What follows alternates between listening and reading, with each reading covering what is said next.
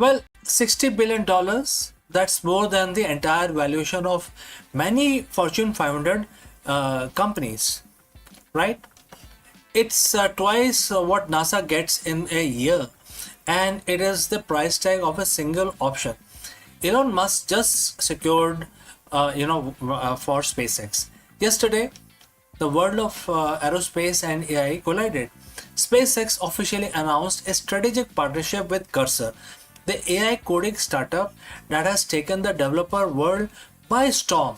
But this isn't just a partnership. SpaceX now holds the exclusive right to buy Cursor for 60 billion by the end of 2026.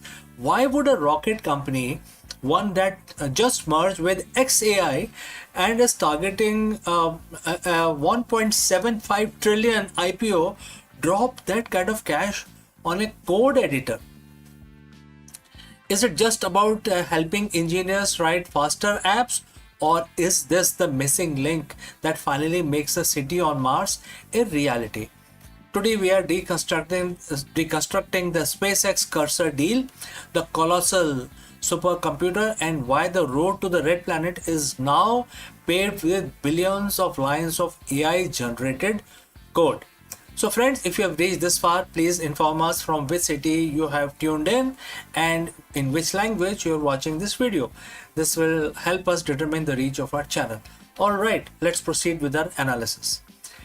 If you aren't a developer, you might not realize how big Cursor has become. It's a fork of the VS Code, but it has been rebuilt from the ground up with AI at its core. It pioneered what enthusiasts call the vibe coding, the ability to describe a complex feature in plain English and watch the AI architect the entire file structure, logic, and test in seconds. And therefore, we need to consider this statistics. ARR, over 2 billion today, projected to hit 6 billion by year end. And what is the reach? Used by over 50% of the Fortune 500 company. And what is the most important thing? It is not just a chatbot. It is a tool that understands your entire code base. SpaceX isn't just buying a tool.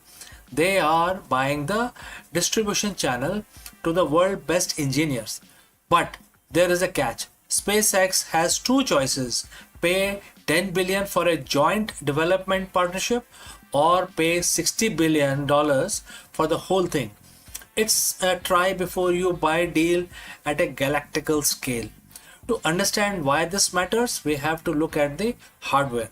Back in the February 2026, SpaceX merged with XAI.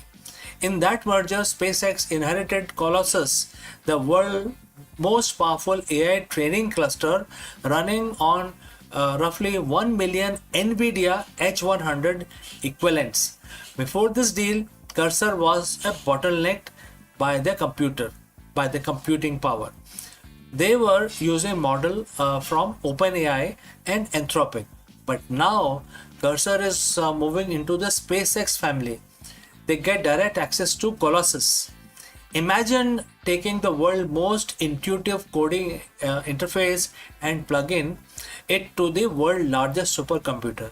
We are talking about training a personal super intelligent specifically for engineering. This isn't about building another Grok for Twitter. It's about building an AI that can design a Raptor engine, simulate orbital mechanics, and debug the flight software of a starship in real time. Elon Musk has often said that the hardest part of Starship isn't that rocket, it is the machine that built the machine. To put a million people on Mars by 2050, you need thousands of starships. You need autonomous propellant plants on Martian surface. You need life support system that never fails. The software complexity required to manage a multi-planetary logistics chain is mind-boggling. Currently, writing that software takes thousands of human engineers and millions of man-hours. But with Cursor integrated into SpaceX stacks, accelerated prototyping will be a reality. AI can generate ground control software for the 2028 lunar mission in a fraction of time. It can also achieve autonomous debugging. On a 6 month journey to Mars, you can't wait for a patch from Earth. The ship's AI need to find a fix on its own and also debug the whole software. Next, it is going to create a stairway to Mars. This acquisition suggests that SpaceX is pivoting from being a launch provider to vertical tech stack. Their own internet, which is Starlink, their own AI, which is XAI. Now it could be Cursor also, and the transport, which is the Starship. Let's talk about money. This deal comes just as SpaceX prepare for its rumored 2026 IPO. Analysts are targeting a listing valuation of 1.75 trillion. By securing Cursor, SpaceX is signaling to Wall Street that they aren't just a transportation company, they are deep tech, combination of various companies. If they can prove that their AI integrated engineering can cut the cost of reaching Mars by 90%, a 60 billion acquisition start to look like a bargain. However, not everyone is convinced. Critics point to the anthropic shock earlier this year that wiped billions of IT giants. They ask if this a visionary move or is it another overvaluation in a red hot AI market. Whether SpaceX Cursor buys the Cursor for $60 billion or stay in a $10 billion partnership, one thing is clear: the future of space exploration is no longer just about fuel and physics, it's about intelligence. If Starship is the body that takes us to stars, the AI acquisition is the brain. We are watching the birth of the company that controls the physical and the digital infrastructure of the next century.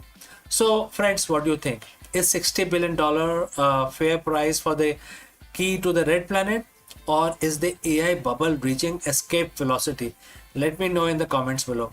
And don't forget to like and subscribe for more deep dives into technology shaping our future. I'm CK and I will see you again in the next one. Before I go, I like to say a few words about our affiliate partner. Stop settling for a good enough video. If your built-in laptop camera looks like a grainy mess, it is time for an upgrade. Want to instantly level up your video presence? I like to present the Lenovo Performance FHD webcam. This is a game changer for your desktop setup. Technically, this is packed.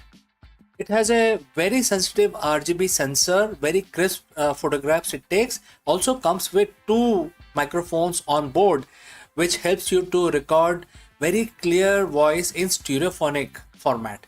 And these microphones are very sensitive. You can actually move away from the camera up to 2 meters and these microphones will pick up your voice without any problem. This is a very strong piece. This is very sturdy. Comes with tripod ready. Comes with a very long leash, so it gives you a lot of flexibility to place the webcam wherever you want to keep in your studio. And also it has a swivel base, which is also very handy. So if you want to basically level up your game and you want to pick up this camera at a discount, please click on the link here or scan the QR code. Now let's get back to our video. Hello friends, Namaskaram. In the year 1996, history was made at the top of the world. Therefore, in this video, we recount the incredible journey of squadron leader Sanjay Thapar of the Indian Air Force, who took out an ultimate challenge, a daring parachute jump onto the North Pole to unfurl the Indian national flag. We will experience the story of the India's bravest adventure as he braved the extreme Arctic condition, sub-zero temperature, and the logistic nightmare of high altitude jump in one of the most remote locations on earth. This isn't just a story of bravery, it is a testament to the grit, skill, and the patriotic spirit of the Indian Air Force. Let's go. Imagine a place where every direction you look looks like a south direction. A place where the sun doesn't set for months or doesn't rise for just as long as you would expect. A desolate frozen expanse of shifting ice, howling winds and temperature that turns human breath into ice crystal before it even leaves your lips. This is the North Pole, the geographic top of the world. For most of the human history, it was a place of legend, a target for explorers who often paid with their lives just to reach it by land. But today, we're talking about one man who decided the best way to arrive was from the sky. So, friends, if you have reached this far, please inform us from which city you have tuned in and in which language you are watching this video. This will help us determine the reach of our channel. Alright, let's proceed further. In the April of 1996, squadron leader Sanjay Thapar of the Indian Air Force did what no Indian had ever done before. He stepped out of a perfectly good aircraft 10,000 feet above the Arctic ice to plant the Indian tricolor at 90 degrees north. He was Sanjay Thapar. To call him a daredevil is almost an understatement. By 1996, Thapar wasn't just a pilot. He was a master of the sky. He was one of the India's most qualified skydiving instructor with a career defined by records. Before his Arctic expedition, he had already shattered records for number of jumps in a single day, 46 jumps in just 3 hours, and was a multi-time national champion. But for Thapar, skydiving wasn't just a sport, it was a way of life. He had jumped from over 20 different types of aircrafts across 20 countries. When you look at his record, you see a man who treated gravity not as a law but as a suggestion. And yet, the North Pole was a different beast entirely. The mission took place on the April 21st, 1996, and to understand the difficulty, you have to understand the environment. We aren't talking about the casual jump at a local airfield. Thapar jumped from an altitude of 10,000 feet. The wind speed that day was clocked at over 40 kilometers per hour, whipping across the ice in a relentless gale. But the real enemy was the cold. On the ground, temperature hovered around 26 degrees, but in the air, at the jump altitude, it was bone chilling at minus 68 degrees centigrade. At those temperatures, metal becomes brittle and the human body shuts down in minutes. Every piece of equipment, every suit layer, and every movement had to be perfectly planned. One mistake in the cold air, one frozen latch could be catastrophic. But Thapar was prepared. He was a pioneer, and he was there to bring the laurels to the IAF and the nation. So he descended through the Arctic sky, horizon stretched out in the blinding white blur. He hit the ice of the North Pole, the true 90 degrees north, and completed a successful landing. In that moment of absolute isolation, thousands of miles from home, he did what he had set out to do. He unfurled the Indian national flag. It was a moment of immense national pride, a symbol of India's growing capabilities to extreme environment. That jump wasn't just about parachute. It was about demonstrating the grit and the skill of Indian Air Force personnel. It sent a clear message. There is no environment on earth too harsh for the reach of determined Indian spirit. Squadron leader Thapar's feat didn't just end in 1996. It became a beacon for a new generation of Indian adventurers. He went out on to set more records, including jumping with the largest ever tricolor, a massive 2,226 square feet flag in the year 1997. His influence reached far beyond the Air Force. He inspired others like Wing Commander Kamal Singh Ober, who would later go on to skydive over the South Pole, making him the first Indian to conquer both extremes of the planet. Thapar's life remained a testament to the idea that if you have the will, the sky is not the limit. it is just the beginning. So today we look back at that day in April in the year 1996 with pride. Squadron leader Sanjay Thapar, who eventually retired as wing commander, proved that courage isn't the absence of fear, but the triumph over the frozen unknown. The next time when you look at the Indian flag, remember the one that flew at the very top of the world, planted by a man who decided that for India, the sky would always be our territory. Thanks for listening. Jai Hind.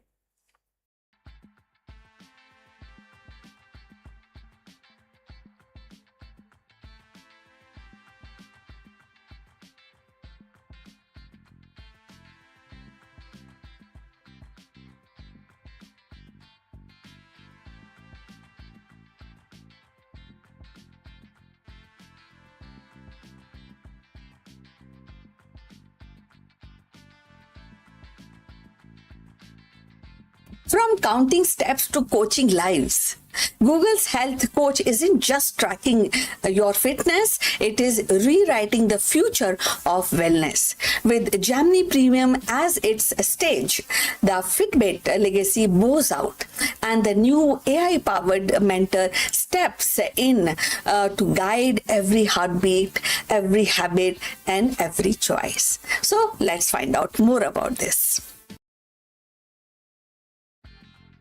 In 2026, the Google has taken a decisive steps in reshaping the digital health landscape by rolling out its health coach globally for a Gemini Premium subscriber. This move marks the quiet sunset of Fitbit's standalone app and signaling a consolidation of Google's health ecosystem under Gemini AI umbrella. What was once a fitness tracker and companion has now evolved into a full fledged AI driven health advisor designed not merely to log steps or monitor sleep, but to actively guide user towards healthier lifestyles with personalized context awareness and recommendation. So the health coach integrates seamlessly with Gemini's broader AI capabilities, offering a holistic view of wellness, and its draw from the wearable data, nutrition log, and even the environmental cues to craft a tailored action plan. So, unlike Fitbit's app, which largely focus on metrics, and progress tracking health coach positioning itself as a proactive partner and anticipating needs suggesting the interventions and nudging the user towards sustainable habits. For example, the quality, it might recommend adjusting a evening routine or highlight dietary factors or even suggest mindful exercises, all backed by AI driven insight. So, if you have reached this far, please inform us from which city you have tuned in and in which language you are watching this video. That will help us to determine the reach of our channel. So, moving forward, the rollout effect Google's ambition to merge health and AI into a single premium experience. By embedding health coach into Gemini Premium, Google is not only monetizing advanced health feature but also reinforcing the value proposition of its AI subscription model. So the shift underscores a broader industry trend. Health applications are no longer standalone and utilities, but integrated service within a larger AI ecosystem.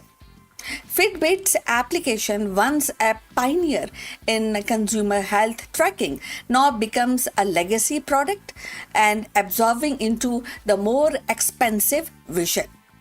So, what the implications are profound. On one hand, the user gain access to smarter, more adaptive health platform that can evolve with their needs. On the other hand, the question arises about the data privacy, the accessibilities, and the inclusivity. So, health coach reliance on AI means a sensitive personal data, a sleep cycle, maybe a nutrition, stress level are processed at a scale. While the Google promises robust safeguard, the consolidation of health data under a single corporate AI raising the inevitable concern about the transparency and control. Moreover, by tying a health coach to Gemini Premier, Google risk creating a two tiers health system where the advanced AI driven wellness tools are available only to those who can afford subscription fee. And from a cultural perspective, the replacement of Fitbit's application symbolize the end of the fitness tracker era and the dawn of AI mediated health. Fitbit once represented the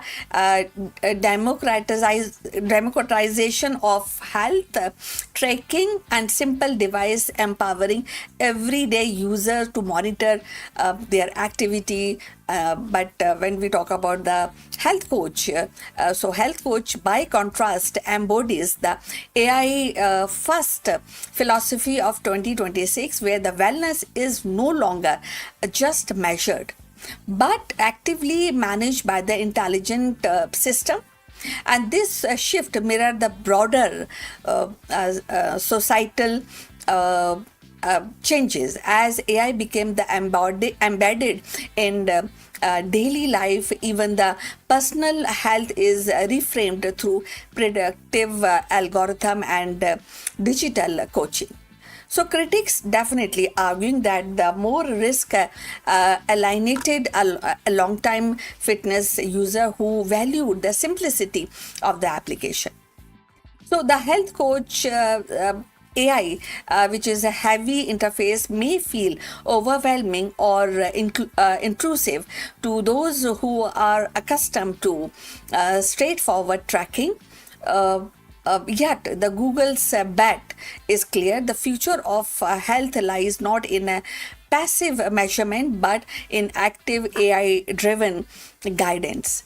So, if the successful health coach could redefine as how individuals emerged with their wellness and transforming health application from passive record keepers into a dynamic partner in everyday life.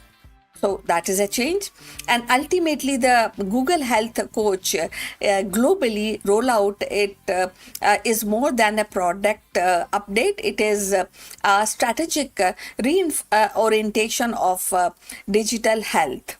So by folding Fitbit into Gemini Premium, Google signals the health is no longer a kind of a very different or very alone ecosystem. The move consolidates the Google position in competitive health tech market, challenges rivals like Apple Health and Samsung Health, and set the stage for future AI is not just a tool but a trusted companion in the personal well-being. So Fitbit era of simple tracking closes and the new chapter begins where the every choice is guided by intelligence that learn with you. And the Google Health Coach is not just an application, it is a whisper of tomorrow. So wellness as digital mentor shaping the rhythm of human health in the age of AI. So what do you think about this? So I look forward for your comments, and we have come to the end. Thanks for watching, and please like and subscribe our channel. See you in the next one. But before we end, few words from our affiliate partner. Stop settling for a good enough video. If your built in laptop camera looks like a grainy mess, it is time for an upgrade. Want to instantly level up your video presence? I like to present the Lenovo Performance FHD webcam. This is a game changer for your desktop setup. Technically, this is packed. It has a very sensitive RGB sensor, very crisp photographs it takes. Also comes with two microphones on board, which helps you to record very clear voice in stereophonic format. And these microphones are very sensitive. You can actually move away from the camera up to 2 meters, and these microphones will pick up your voice without any problem. This is a very strong piece. This is very sturdy. Comes with tripod ready. Comes with a very long leash, so it gives you a lot of flexibility to place the webcam wherever you want to keep in your studio. And also it has a swivel base, which is also very handy. So if you want to basically level up your game and you want to pick up this camera at a discount, please click on the link here or scan the QR code.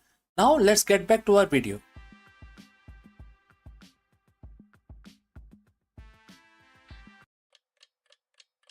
परिवार केवल रिश्तों का नाम नहीं है, ये हमारे दिमाग और भावनाओं की असली प्रयोगशाला है।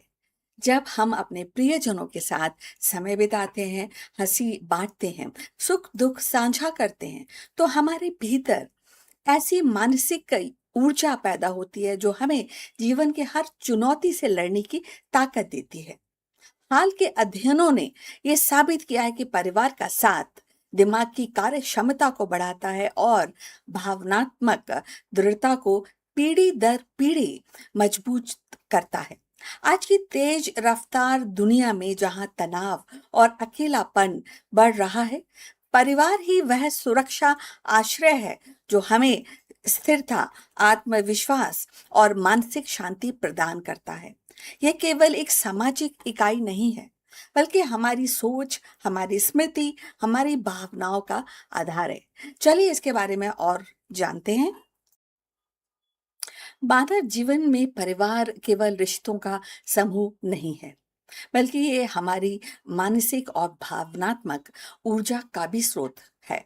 हाल के अध्ययनों ने ये उजागर किया है कि परिवार के साथ समय बिताना दिमाग की कार्य क्षमता को बढ़ाता है और भावनात्मक दृढ़ता को पीढ़ी दर पीढ़ी मजबूत करता है। जब हम अपने प्रियजनों के साथ बैठते हैं, बातचीत करते हैं, हंसी मजाक जो है वो साझा करते हैं या कठिन समय में एक दूसरे का सहारा बनते हैं, तो दिमाग में सकारात्मक रसायन सक्रिय होते हैं। ऑक्सीटोसिन और डोपामिन जैसे हार्मोन्स हमारे भीतर खुशी और सुरक्षा की भावना जगाते हैं। ये केवल क्षणिक आनंद नहीं, बल्कि दीर्घकालीन मानसिक स्वास्थ्य का आधार है। परिवार के साथ बिताया गया समय बच्चों के लिए विशेष रूप से महत्वपूर्ण है।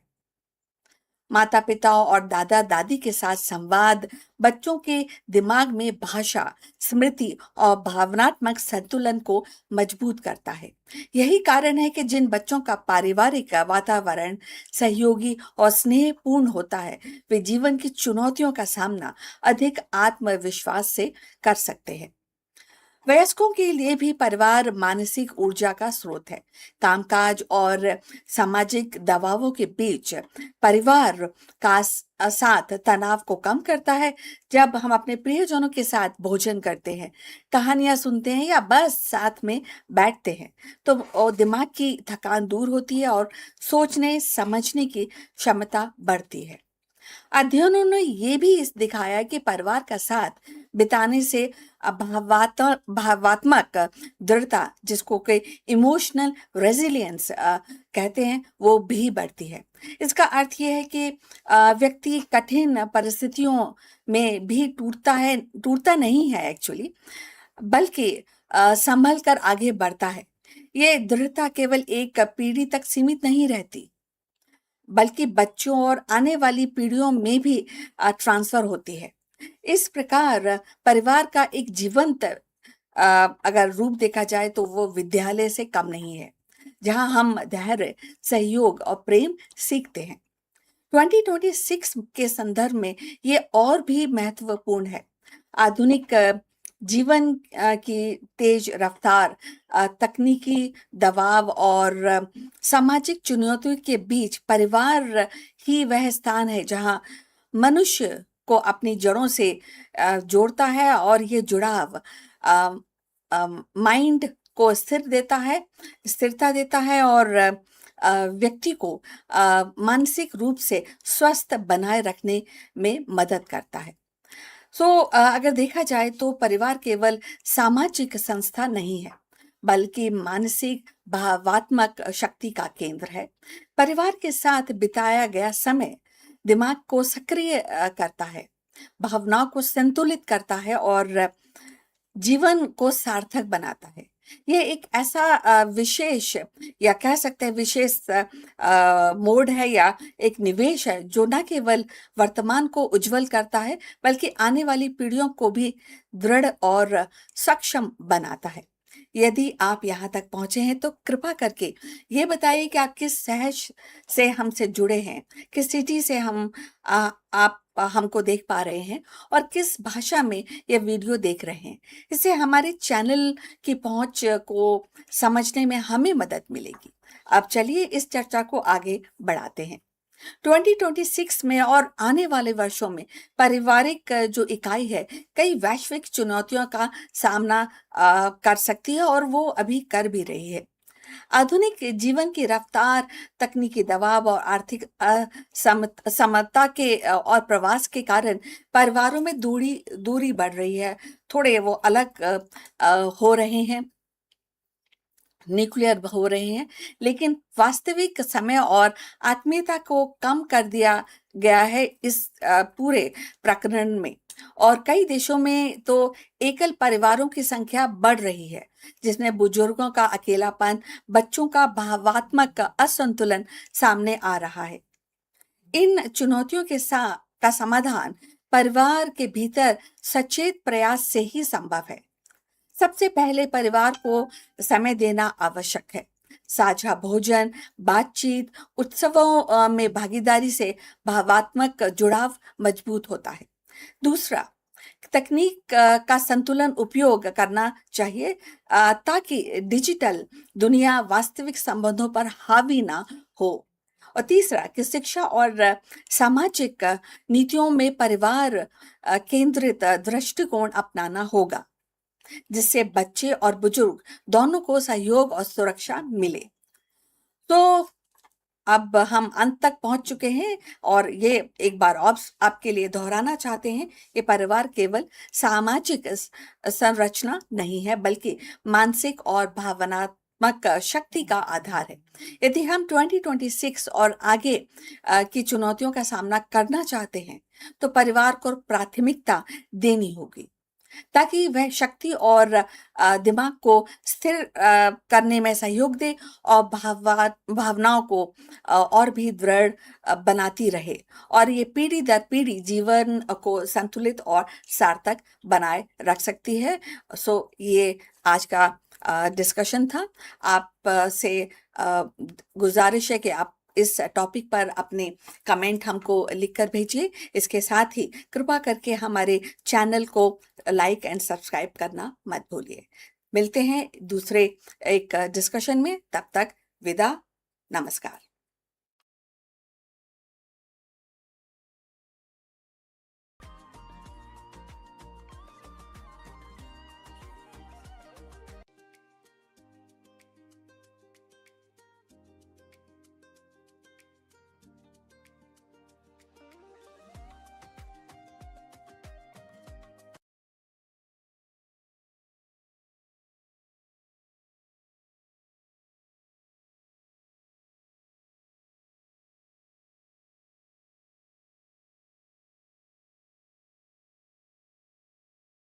Hello, friends. Welcome once again. The biggest question in the boardroom today is the CEO or the leadership burnout. And it's becoming a very big problem in the 21st century, especially in 2026. So, let me ask you, can ancient wisdom solve the 21st century burnout crisis? Therefore, in this video, we dive deep into Bhagavad Gita to uncover the secret weapon of the world's most effective CEOs, the inward gaze. While most leadership training focuses on the external strategy, the Gita teaches that the true power comes from the internal mastery. Let us explore this further. Friends, close your eyes for a second, but not that long, because you got a company to run. Think about your morning. How many notifications did you get before you wake up, right? So as you waking up, you see so many notifications in your email, right? A market dip in Asia, a key hire resignation, a competitor's aggressive new acquisition. As a CEO, your mind is battlefield. You are expected to be most external person in the organization, watching the charts, the people, and the future as well. But what if I told you that the most successful leaders in history, the one who remain unshakable when the ship is sinking, don't look outward for their primary strategy. They actually look inwards. Today we are decoding 7,000-year-old blueprint for executive excellence. It comes from Bhagavad Gita, chapter 5, verse 28. It's verse about liberation, but for a modern leader, it's a manual for mental sovereignty. Let's look at the text of the verse 28, right? And the quote starts, shutting out all external sense objects, keeping the eye and vision concentrated between the two eyebrows, suspending the inward and outward breathing within the nostrils, and thus controlling the mind and senses and intelligence. The transcendental leader seeking liberation becomes free from desire, fear, and anger. Quote close. Well, friends, if you have reached this far, please inform us from which city you have tuned in and in which language you are watching this video. This will help us determine the reach of our channel. Alright, moving on. At first glance, this sounds like a guide for a monk in a cave. But let's translate this into a CEO speak. Let's look at it again. Shutting your external sense object, which is equal to filtering out the noise. Data is useful, but noise is deadly. Next is vision between the eyebrows. Single pointed focus, eliminating shiny object syndrome. Next, suspending the breathing, regulating the nervous system. You cannot lead if your body is in a permanent state of fight or flight, right? Free from desire, free from anger. That is the next phrase. This is the definition of objective decision making. Why does CEO need an inward gaze? Because the biggest threat in your company isn't the competition. It is your own unprocessed reactivity. When the CEO reacts out of fear, they cut cost into too early and stifle innovation. When they react out of desire, they over leverage and chase vanity metrics. When they react out of anger, they destroy corporate culture. The inward gaze mentioned in Gita is about becoming witness. In business psychology, we call this metacognition. It is the ability to watch your thoughts without being hijacked by them. Imagine a board meeting where room is heated, everyone is shouting, and if your gaze is inward, you aren't caught in the emotional crossfire. You are observing the pattern. You are the eye of the storm. That is a secret weapon. It allows you to see the signal while everyone else is drowning in the noise. The verse specifically mentioned equalizing the inhalation and exhalation. What does a spiritual text care about breathing? Well, because your breath is the remote control of your brain. Many of us know this fact. Breathing is the only a process in the body which can be controlled by you, as well as it is involuntary as well. Even if you don't think about breathing, your body continues to breathe, right? So there is a fine line using which you can start controlling your mind. So it's a common knowledge. Now let's proceed further. Science tells us that when you are stressed, your breathing becomes shallow and rapid. This triggered the situation that most of us are anxiety situation that most of us are suffering. The primitive part of the brain, which it controls this whole thing, is basically creating an environment of fear in your brain. You lose access to your prefrontal cortex, the part of your brain responsible for complex strategy and empathy. The Gita was teaching biohacking long before the term even existed. By equalizing the breathing, you manually reset your nervous system. The boardroom application, how does it apply in the boardroom? Before you walk into a high stress negotiation, or before you hit that send button on a difficult email, you practice verse 28. You equalize the breathing. You move from state of threat to the state of resourcefulness. This is how you command a room without saying a word. And that is a true executive presence. The final part of the verse says this path lead to liberation. For a CEO, what is liberation? It is a freedom from being a slave to the stock price, slave to the ego, or even opinion of the industry. So Gita teaches a concept called Nishkam Karma, acting without attachment to the results. This doesn't mean you don't care about profits. It means you are so focused on the excellence of the process that you aren't paralyzed by the fear of the outcome. When you are free from the fear of the and desire, you can make hard decisions. You can pivot the company when it is unpopular. You can stand by your values when it is expensive. You are liberated from the need for external validation, which makes you one of the most dangerous and effective leader in the market. So how do you master this inward gaze? It's not about quitting your job to meditate. It's about integrating Gita into your workflow. And how you can do that? Starting with morning silence. Spend 5 minutes shutting out sense object. No phones, no email, just your breathing. Start thinking about your breathing process only for 5 minutes. All right. Next, 3 breathe rule. Before every meeting, equalize your inhalation and exhalation. Equal, right? Slow it down. Next, the mirror check.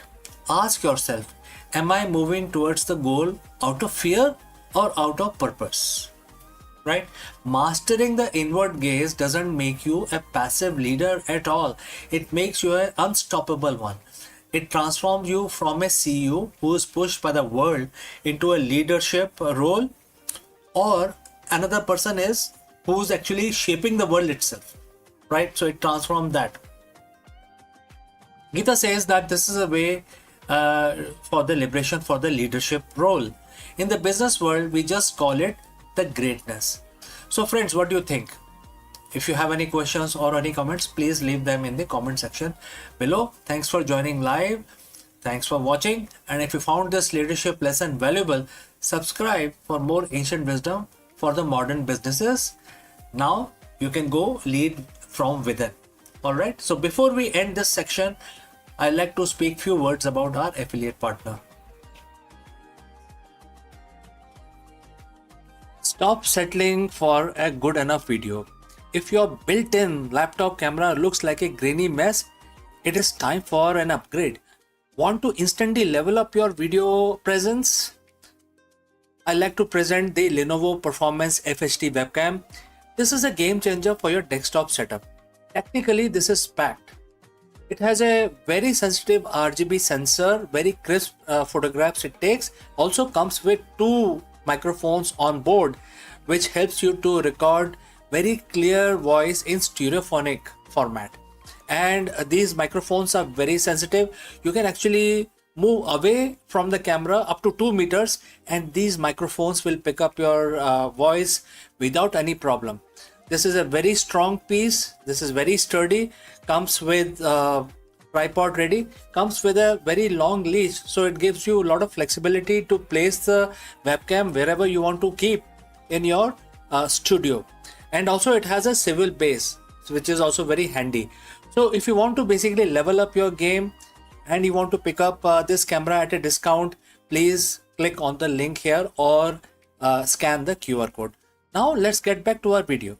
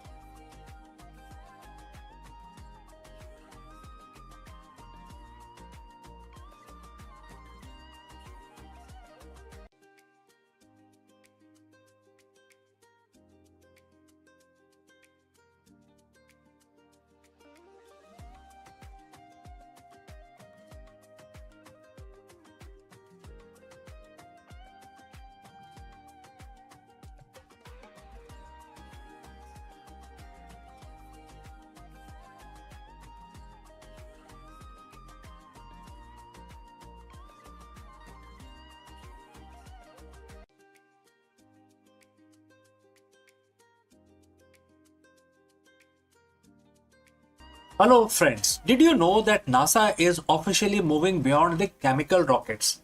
In this video, we dive deep into the revolutionary nuclear thermal propulsion (NTP) technology that is set to slash travel time to red planet.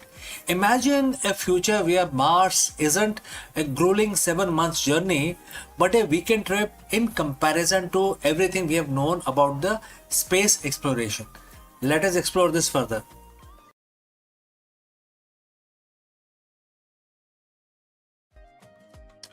So for 60 years, we have been stuck. Every time we look at Mars, we are staring at a 7 to 9 months commute between Earth and Mars. That isn't just a long time; it is dangerous time.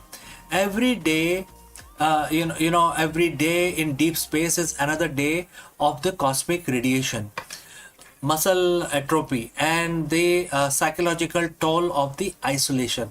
But what if we could break that speed limit of space travel? What if we could treat the journey to the red planet not in months, not in years, but in few days, right? Like a weekend trip in comparison to the current tech. NASA has just officially crossed the Rubicon with the announcement of SR1 Freedom and a roadmap of 2028. The era of chemical rocket is ending. Today we are looking at the nuclear engine that are finally turning science fiction into an interplanetary reality.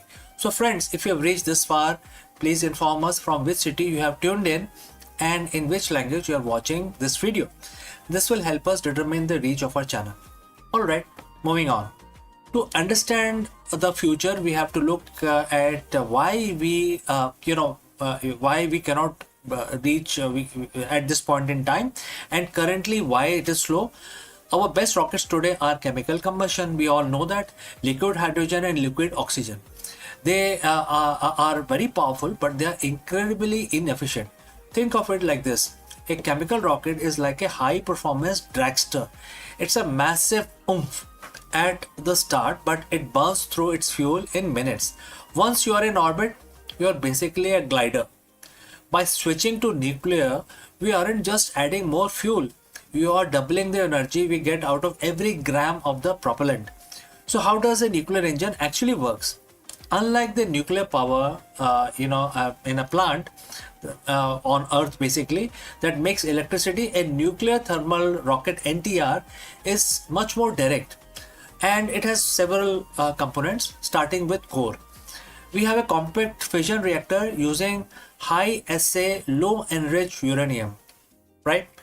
And it then create energy, which then send it to the nozzle, etc. And therefore we have to talk about the propellant.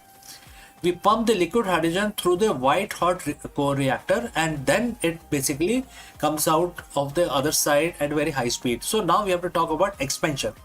In less than a second, the hydrogen goes from minus 420 degrees Fahrenheit to 5000 degrees Fahrenheit, which then creates a huge thrust. So now let's talk about this thrust. The superheated gas screams out of the nozzle at a speed no chemical fire could ever reach. This is the holy grail of the propulsion. It gives us the high thrust of a rocket with a very long-term efficiency of an electric drive. We are currently in the pivotal year. As of April 2026, the design is right now on the drawing table. However, there is a roadmap, and that is June 2026. The final hardware development begins, and the mission will be SR1. It's a design as a nuclear electric hybrid. It uses the reactor to generate massive amount of electricity, powering high efficiency thruster to basically increase the speed. And it can run for months.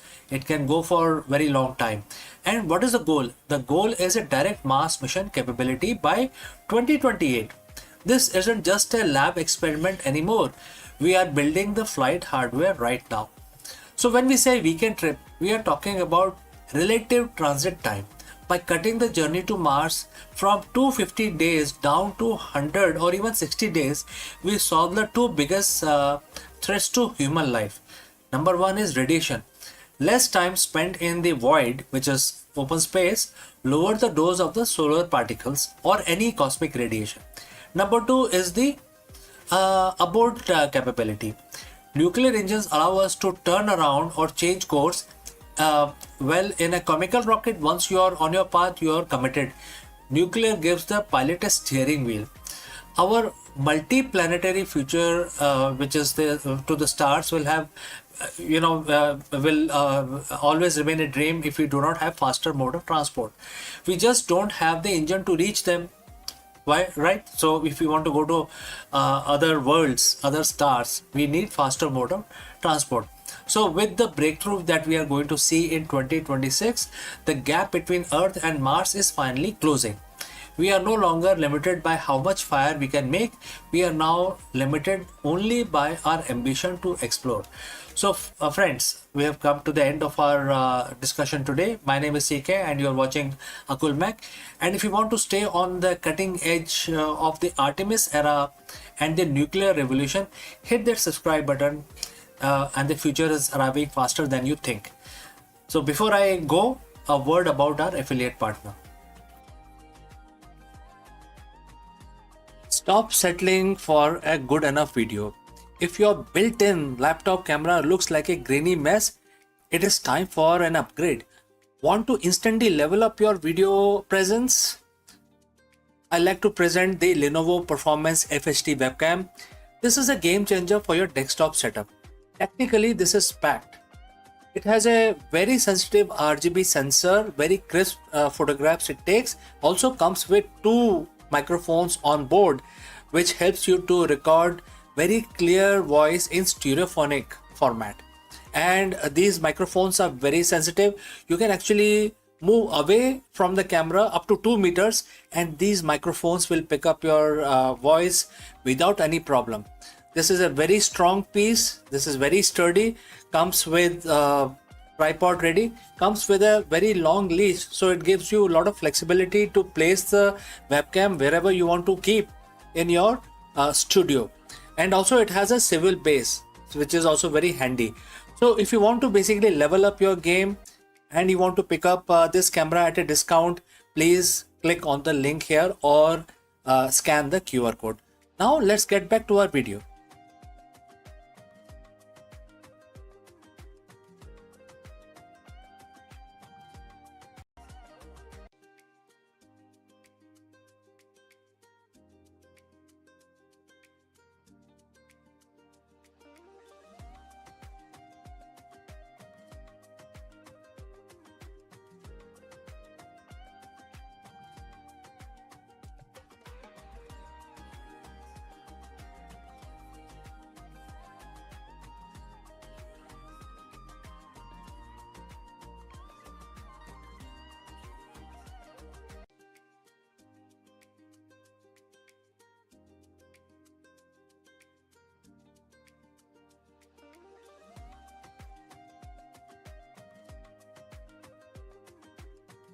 The partition of India was not just a political decision, it was a human catastrophe.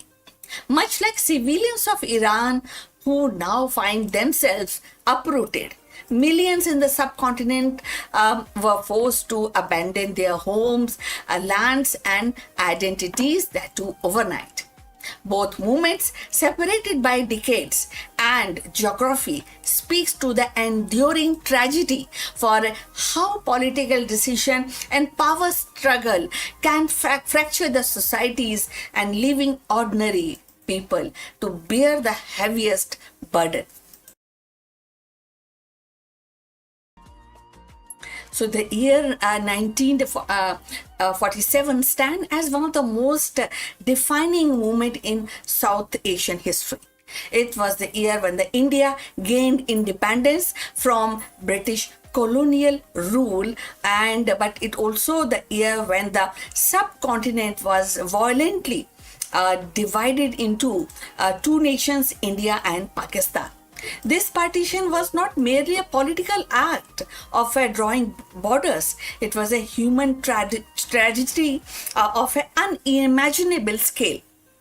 So today we are actually, as the new documentaries revisit this chapter, they bring fresh voice and forgotten stories, reminding us that the echoes of 1947 still actually there in the hearts, in the mind, across the generations. Partition uprooted nearly 15 million people, making it one of the largest forced migration in human history. Families who had lived side by side for centuries suddenly found themselves on the opposite side of hastily drawn borders. Villages were split, friendships were dissolved, and the communities tore apart. The documentaries highlights not just the statistics, but the live experience, lived experience, like the grandmother who carries her infants across the burning field, the young man who lost his entire family on a train to Lahore, the child who never understood why neighbors turn into enemies overnight. So if you have reached this far, please inform us from which city you have tuned in and in which language you are watching this video. This will determine the reach of our channel. So going forward on this topic, so the violence was actually staggering. Estimation actually suggests that up to 1 million lives were lost in communal riots, massacres, and retaliatory killing. The documentaries do not shy away from these horrors. They show how train arrived at station filled not with the passenger but the corpses, and they recount how women bore the bunch of violence, subjected to abductions and assault, and their suffering often silenced in official narratives. By revisiting these stories, filmmakers are not only documenting history but also challenging the silence that has long surrounded these wounds. Yet, in the amid of this devastation, there are also stories of extraordinary humanity, like Hindu and Muslim Sikhs who risked their lives to protect neighbors of another faith, ordinary villagers who formed a human chain to shield women and children. And these acts of compassion remind us that the partition was not only about division, it is also about resilience, courage, and stubborn persistence of hope. The documentaries also explore the political dimensions of partition. They revisit the hurried negotiation between leaders like Jawaharlal Nehru, Muhammad Ali Jinnah, and the Lord Mountbatten. And they questions whether the division was inevitable or whether it was a product of colonial haste and political miscalculations. So they also highlight how these border line drawn in just 5 weeks, carved through the homes, rivers, and field, with a little regards for human consequences. In doing so, they invite viewers to reflect on the long shadow of colonialism and the kind of fragility of nation building. So, as we close this retelling of 1947, it is impossible not to see the parallel with the conflict unfolding in Iran today. Just as the partition tore apart the families and villages and villagers and centuries of coexistence, the war in Iran are displacing communities, fracturing identities, and leaving scars that will echo for the generation. The lesson of partition is not confined to South Asia. It is universal reminder of how political decision drawn hastily or imposed violently can unravel the fabric of the society. The borders carved in 1947 create wounds that still shape India and Pakistan. In Iran, the battle of today are shaping future in the way that will remembered decades from now. So, by revisiting partition, we are also not only honoring the memories of those who suffered, but also urging ourselves to recognize the human cost of division, whether it occurs whatever and wherever it occurs. The echoes of 1947 remind us that the history is not a distinct past. It is a living force reflecting in the struggles of people across the world.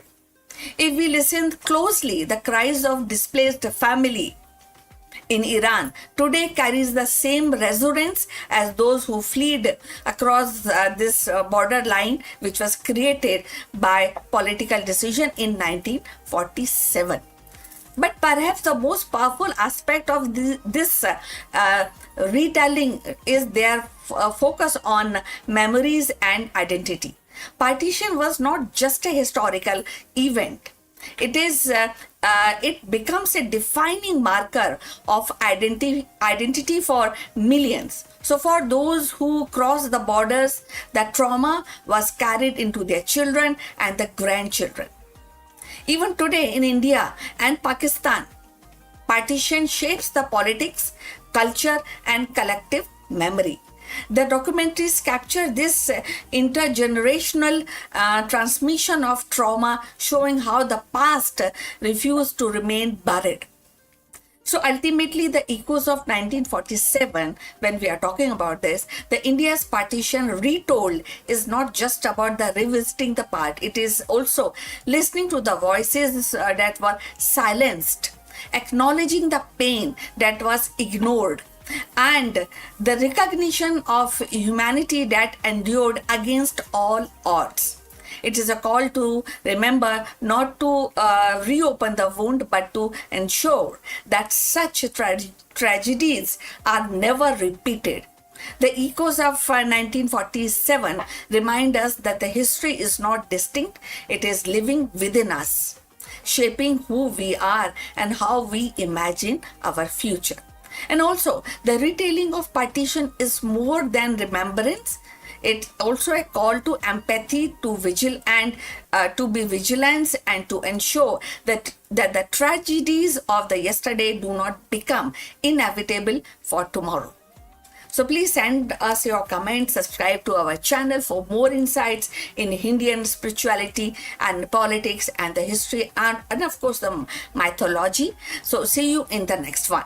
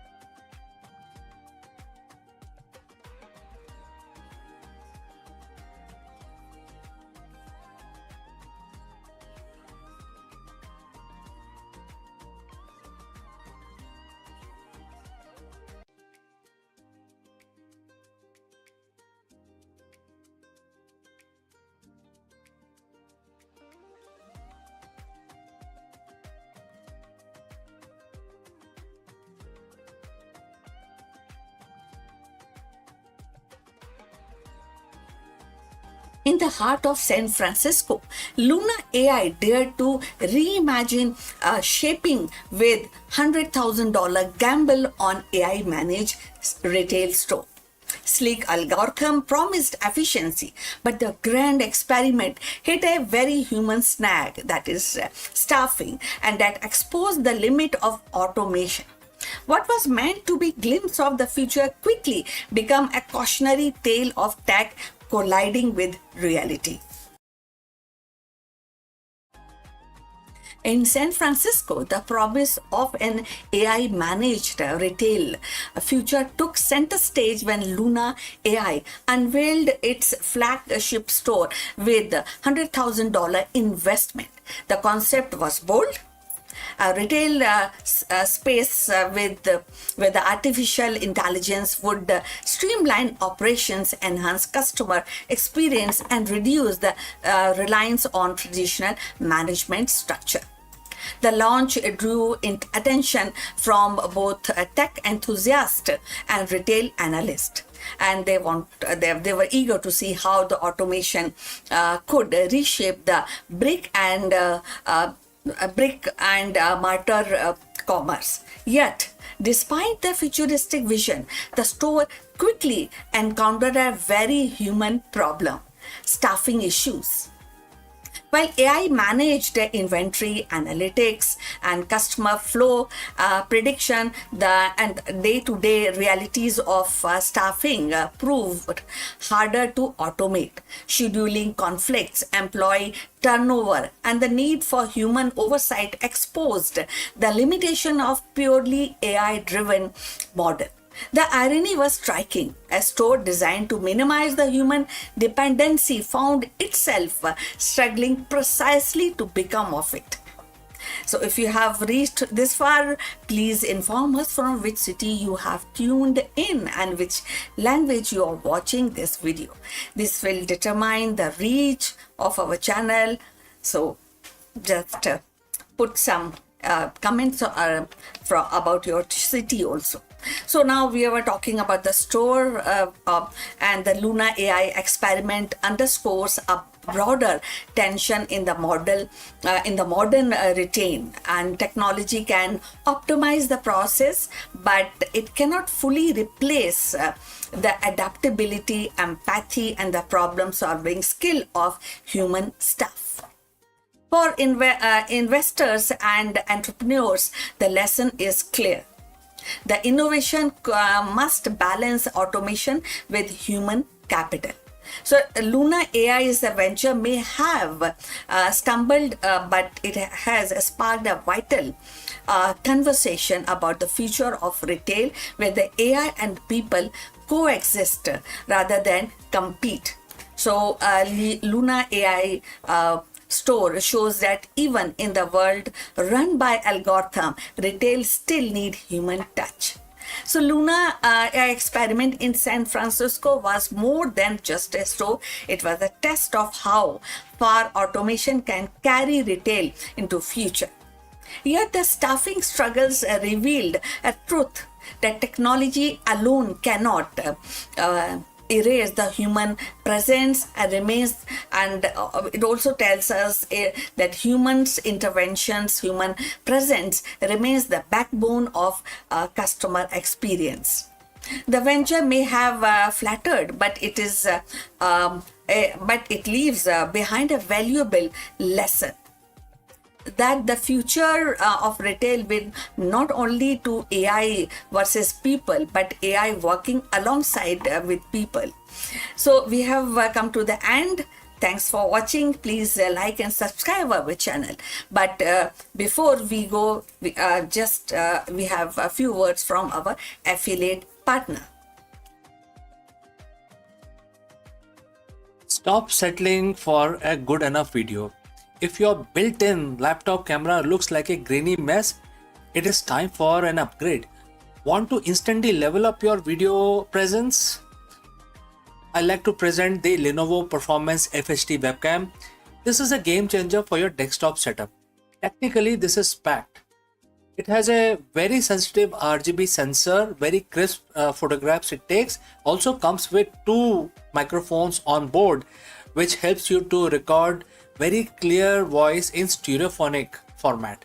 And these microphones are very sensitive. You can actually move away from the camera up to 2 meters, and these microphones will pick up your voice without any problem. This is a very strong piece. This is very sturdy. Comes with tripod ready. Comes with a very long leash, so it gives you a lot of flexibility to place the webcam wherever you want to keep in your studio. And also it has a swivel base, which is also very handy. So if you want to basically level up your game and you want to pick up this camera at a discount, please click on the link here or scan the QR code. Now let's get back to our video.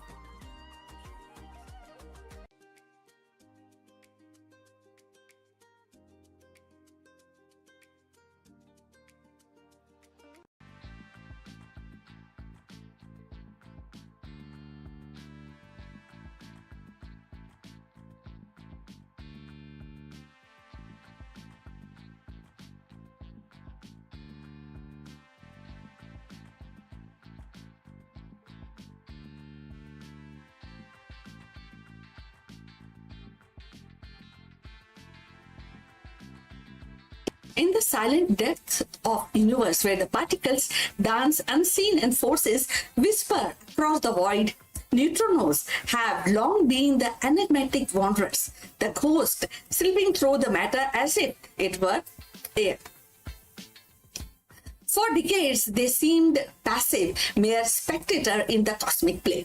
But now, a startling revelation suggests that they may be tugging at reality itself. The discovery of subtle neutrino force hint at the invisible thread woven into quantum fabric. Thread that could reshape our understanding of stars, galaxies, and the very architecture of our cosmos. So let's find out more. In the grand tapestry of physics, certain threads remain elusive, simmering faintly at the edge of our perception. Among them are neutrinos, ghostly particles that stream through the cosmos, through our bodies, through the earth itself, almost without interaction. For decades, they were treated as a passive wanderers.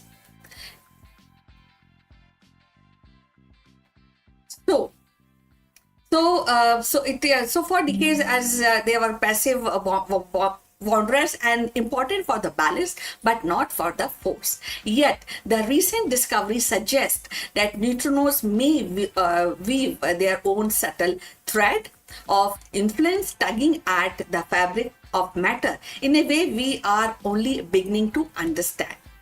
Before we go further, let us understand what are neutrinos.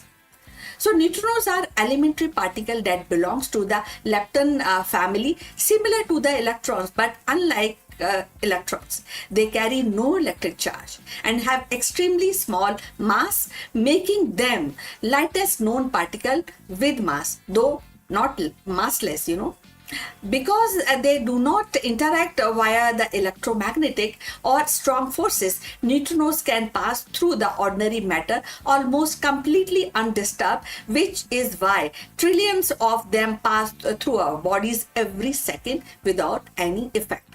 Neutrinos are crucial for understanding the fundamental physics, including the weak nuclear force, stellar processes, and cosmology. Their unique properties make them both elusive and invaluable for probing the universe in a way that other particles cannot. So if you have reached this far, please inform us from which city you have tuned in and which language you are watching. This will help us to determine the reach of our channel. So moving forward in this interesting details, the so-called neutrino force is not a kind of a push like a gravity or electromagnetism. It is a whisper, a faint pressure that emerges when the neutrinos scatter off nuclei, leaving behind a measurable trace. Physicists long suspected such interaction, but the evidence was buried beneath the noise. So hidden in the shadow of stronger forces. So now with the executively sensitive detectors buried deep underground and shielded from the cosmic interface, the researchers have begun to tease out these hidden signals. So the implications are profound. If neutrinos exert a force, however slight, they are not merely passive messenger of a nuclear reaction, but an active participant in shaping matter. This reframed their role in stellar evolution, in supernova explosions, and even in the early universe. The faint tug of neutrinos may have influenced how galaxies cluttered, and how matter danced, and how the cosmic web itself was stitched together. So, mapping this force requires patience and ingenuity. Detectors are filled with tons of liquid argon and heavy water wait slightly for the rare moment when the neutrino collides. And each flash of light, each ripple of energy is a clue.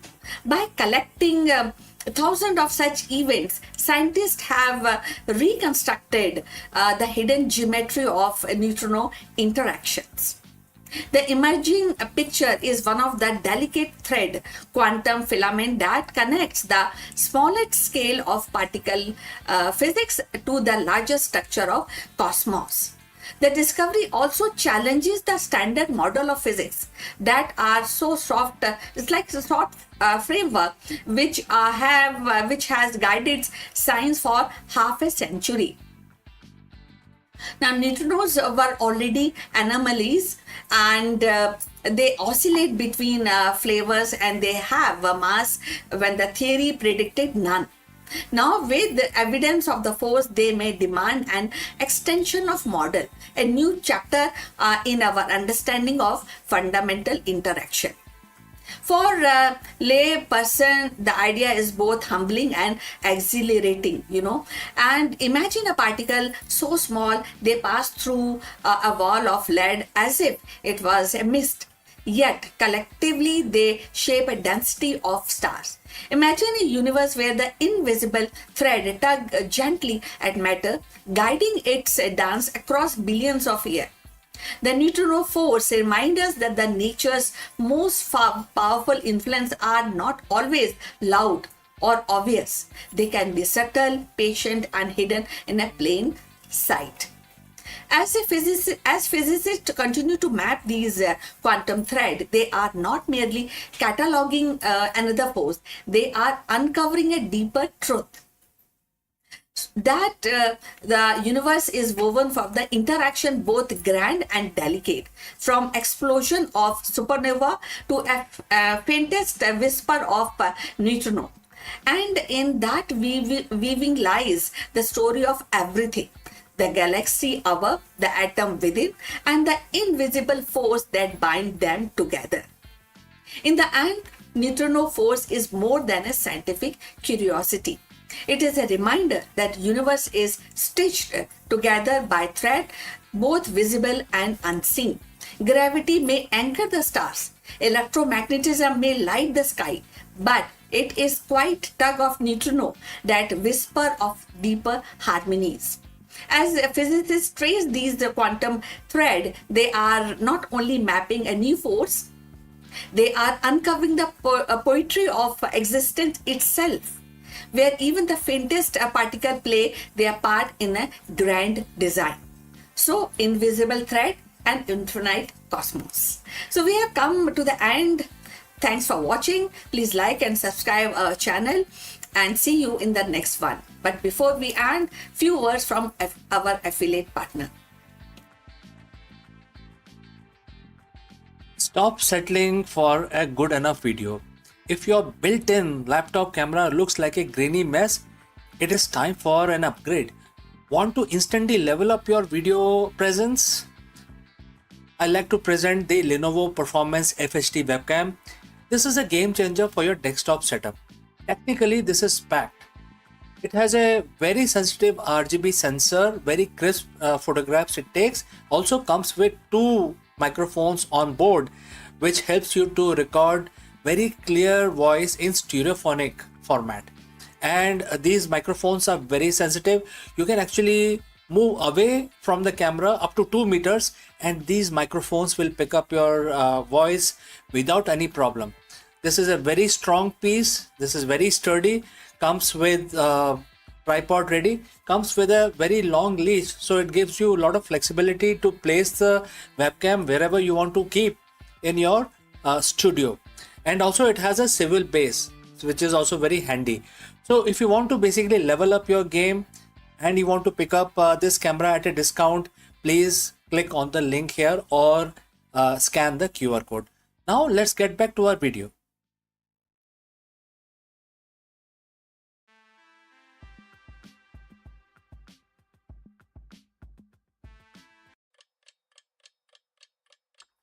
Hello friends, Namaskar. In this video, we break down India's strategic response to the latest US tariff proposal under the Section 301 investigation. As the US proposed additional 12.5% duties on select import items, India's Commerce Ministry has reaffirmed its commitment to the ongoing bilateral trade framework. In this video, we analyze what this means for the India-US trade relationship, the status of the February 2026 interim agreement, and how New Delhi is navigating this latest trade issue or problem. Let's go and discuss this further. Today, we are looking at the pivotal moment in India-US economic partnership. As early of June 2026, news cycles are buzzing with reports of the US Trade Representative USTR proposing additional tariff under Section 301 of the US Trade Act. It's easy to get lost in the noise, but here is the headline. India is standing its ground while remaining committed to the constructive path forward.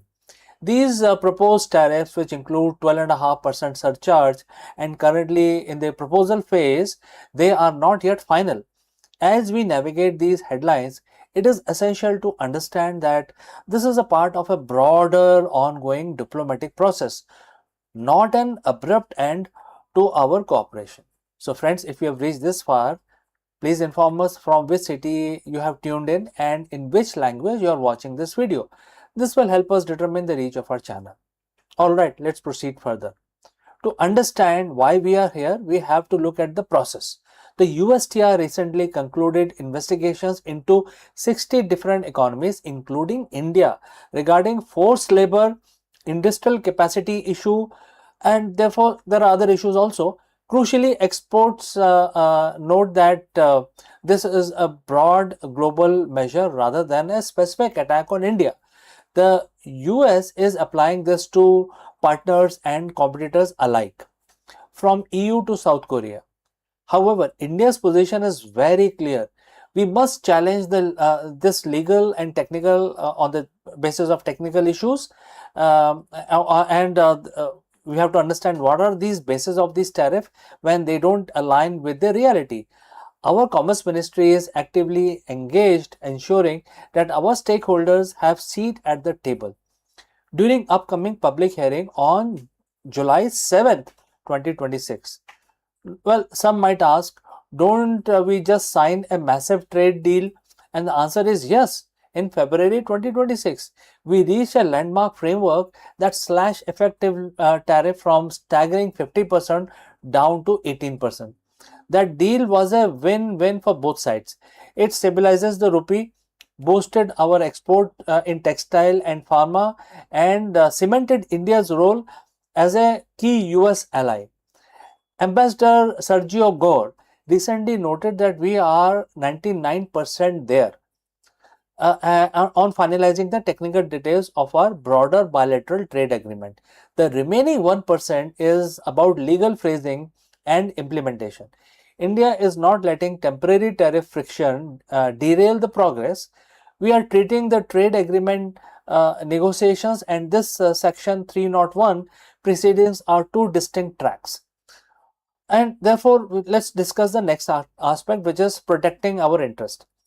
The Make in India vision, which is India is currently world fastest growing major economy, and we are not taking these headwinds lightly. We are prioritizing our strategic autonomy, whether it is protecting our labor intensive sectors like leather and apparel, or advocating for fair market access. Our negotiators are holding the line. This is about more than just numbers. It's about Make in India initiative. We are building a manufacturing environment that is stable, predictable, and attractive to global supply chain. While we remain a primary US ally and the counterweight in the Indo-Pacific, our foreign policy remains grounded in protecting our own economic sovereignty. So, what is the takeaway here? First, don't panic over headlines. The process is underway and there is a clear path for consultation and legal changes or even challenges, whatever you want to call it. Second, the relationship is strong with investment commitment from US companies exceeding 60 billion in recent months. The big picture remains one of the deep integration and the mutual growth. And India and US are two great democracies navigating complex global economy. We will continue to talk, we will continue to negotiate, and we will continue to stand our ground. So if you have any questions, friends, please do let me know in the comment section below. Thanks for listening, thanks for watching, and I will catch you again in the next one. Hello दोस्तों, नमस्कारम। आपका स्वागत है। क्या आपने कभी सोचा है कि जो दिल्ली शहर है हमारा, भारत की राजधानी, जिसमें बहुत लोग रहते हैं, पूरे ब्यूरोक्रेट्स, पूरी गवर्नमेंट ऑफ इंडिया उसमें रहती है, इसका असली और प्राचीन नाम क्या था? तो ये एक बहुत ही इंपॉर्टेंट क्वेश्चन है। इस क्वेश्चन का आंसर ढूंढेंगे हम इस वीडियो में। हम दिल्ली के इतिहास में गहराई में उतरेंगे और जानेंगे कि सदियों पहले दिल्ली को किस नाम से पुकारा जाता था। दिल्ली का इतिहास महाभारत काल से लेकर मुगल सल्तनत तक और अंग्रेजों के दौरान बेहद दिलचस्प है और इसमें अलग अलग नामों से इसको बुलाया जाता था। तो चलिए आगे बढ़ते हैं। दोस्तों, सारी दुनिया दिल्ली के नाम से जानती है इस शहर को, लेकिन आप में से काफ़ी लोग इस बात को जानते होंगे कि जो कैपिटल ऑफ इंडिया है उसका नाम न्यू दिल्ली है। ये अंग्रेज़ों ने दिया था, लेकिन इससे पहले इसको दिल्ली के नाम से जाना जाता था। आज भी जो दिल्ली शहर है वो काफ़ी बड़ा है, लेकिन जो कैपिटल एरिया है उसको हम न्यू दिल्ली बोलते हैं। तो लेकिन कभी आपने सोचा है कि दिल्ली की जिस सड़कों पे हम चलते हैं और इसका नाम हमेशा दिल्ली था या कुछ और? क्या आप जानते हैं कि इस शहर का असली और प्राचीन नाम क्या था? आज इस वीडियो में हम इतिहास के परतों को हटाएंगे और जानेंगे कि दिल्ली के उन नामों के बारे में जो वक्त की धूल में कहीं खो गए। चलिए बात शुरू करते हैं महाभारत काल से, क्योंकि उससे पहले तो हमें पता ही नहीं है। वेदों और पुराणों के अनुसार पांडवों की राजधानी इंद्रप्रस्थ थी। कहा जाता है कि भगवान कृष्ण के सुझाव पर पांडवों ने खांडवप्रस्थ के घने जंगल को काटकर एक भव्य शहर बसाया था, जिसे इंद्रप्रस्थ नाम दिया गया था। आज का पुराना किला एक जगह है दिल्ली में जिसको ओल्ड फोर्ट बोलते हैं। माना जाता है कि वहीं पे इंद्रप्रस्थ की नींव रखी गई थी, उस एरिया पे मतलब, और वहां पे उनकी कैपिटल बनाई गई थी और उस समय इस प्रदेश का नाम इंद्रप्रस्थ था। और सरप्राइजिंग बात यह है कि आज भी वहाँ जो कॉलोनी है उसका नाम इंद्रप्रस्थ ही है, जिसके अंदर ये एरिया आता है। तो बड़ा सवाल यह है कि इतिहासकारों ने अलग अलग इसके ऊपर मत हैं। कई लोग बोलते हैं कि ये तो मतलब पुराना किला है, लेकिन कई लोग बोलते हैं कि इसी जगह पे इंद्रप्रस्थ था। अब इतनी पुरानी बात हो गई, 5000 7000 साल पुरानी, इसमें काफ़ी गहन अध्ययन करना पड़ेगा। तो मेरे ख्याल से जो साइंटिस्ट हैं या आर्कियोलॉजिस्ट हैं वो कर रहे होंगे। तो दोस्तों, अगर आप इस पॉइंट तक पहुंचे हैं तो जरूर बताइए कि किस शहर से आप हमारा ये वीडियो देख रहे हैं और किस लैंग्वेज में आप हमारी वीडियो देखना चाहेंगे। तो चलिए हम आगे बढ़ते हैं। इंद्रप्रस्थ के बाद इतिहास में दिल्ली के कई नाम आए। 11वीं शताब्दी के आसपास तोमर वंश के राजा अंगपाल ने दिल्ली को बसाया, फिर से बसाया, और इस जगह का नाम योगिनीपुर रखा गया।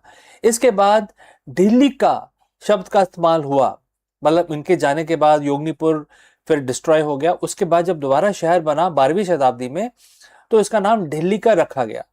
और इसके बाद 12वीं शताब्दी में ही पृथ्वीराज चौहान ने भी इसी नाम को कंटिन्यू किया, उन्होंने अपनी कैपिटल बनाई और उस समय का नाम था दिल्ली का। ठीक है, समय आगे बढ़ा और दिल्ली पे कई सल्तनतों के राज हुए। मुगलों के दौरान शाहजहां ने शाहजहानाबाद की नींव रखी, जो आज की पुरानी दिल्ली है। जो जैसे इंद्रप्रस्थ पुराना किला वाला एरिया है और आज भी उस कॉलोनी को हम इंद्रप्रस्थ बोलते हैं, वैसे ही पुरानी दिल्ली का नाम जो शाहजहां ने रखा उसका नाम था शाहजहानाबाद। इसके अलावा 7 अलग अलग शहर दिल्ली की जमीनों पे बसे और उजड़े। फिर आया ब्रिटिश काल, जहां नई दिल्ली का निर्माण हुआ और इसमें एडवर्ड लुटियंस के डिजाइन वाली नई दिल्ली, पूरी नई शहर बसाया गया और पुरानी दिल्ली से बिल्कुल उसको अलग रखा गया। तो जो शाहजहानाबाद वाला एरिया है उसको अलग रखा गया और नई दिल्ली को पूरा नया बसाया गया। अक्सर लोग पूछते हैं कि क्या दिल्ली का नाम दिल से पड़ा है, तो ये किसी राजा का नाम है, या दिल्ली किसी राजा का नाम हो सकता है, या दिल से पड़ा है। सच्चाई ये है कि दिल्ली के नाम के पीछे की कोई एक नहीं बल्कि हजारों साल का बदलाव है। बहुत सारी कहानियां हैं, एक किसी सूत्र से हम इसको बांध कर नहीं रह सकते। इंद्रप्रस्थ से योगनीपुर और दिल्ली का से लेकर दिल्ली तक इस शहर हमेशा से सत्ता का केंद्र रहा है, हमेशा आदिकाल से। बहुत पहले से ही ये कैपिटल माना जाता था, बहुत ही इंपॉर्टेंट शहर माना जाता था, क्योंकि ये सेंट्रली लोकेटेड है। और ये शहर से पत्थर और ईंटों से नहीं बना, बल्कि इसमें राजाओं, संतों और आम लोगों की कहानियों, बहुत कहानियां हैं इसमें, कहानियों से बना है। सदियों पुरानी कहानियां इसमें मौजूद हैं। तो दोस्तों, दिल्ली सिर्फ भारत की राजधानी ही नहीं, ये हजारों साल पुराना एक जीता जागता इतिहास है। अगली बार जब आप दिल्ली की सड़कों से गुजरें, तो याद रखिएगा कि आप सिर्फ एक शहर में नहीं बल्कि इतिहास की उन गलियों में चल रहे हैं जहां कभी पांडव राज किया करते थे। और आपको क्या लगता है कि दिल्ली का नाम बदल के दोबारा से इंद्रप्रस्थ रख देना चाहिए? इस पॉइंट पे आप कमेंट करके जरूर लिखें। अगर आपको ये वीडियो पसंद आया हो तो इसे लाइक करें और अपने दोस्तों के साथ शेयर करें जिनको इतिहास में रुचि है। मैं जल्दी ही मिलता हूं दूसरे वीडियो में, तब तक के लिए जय Hind.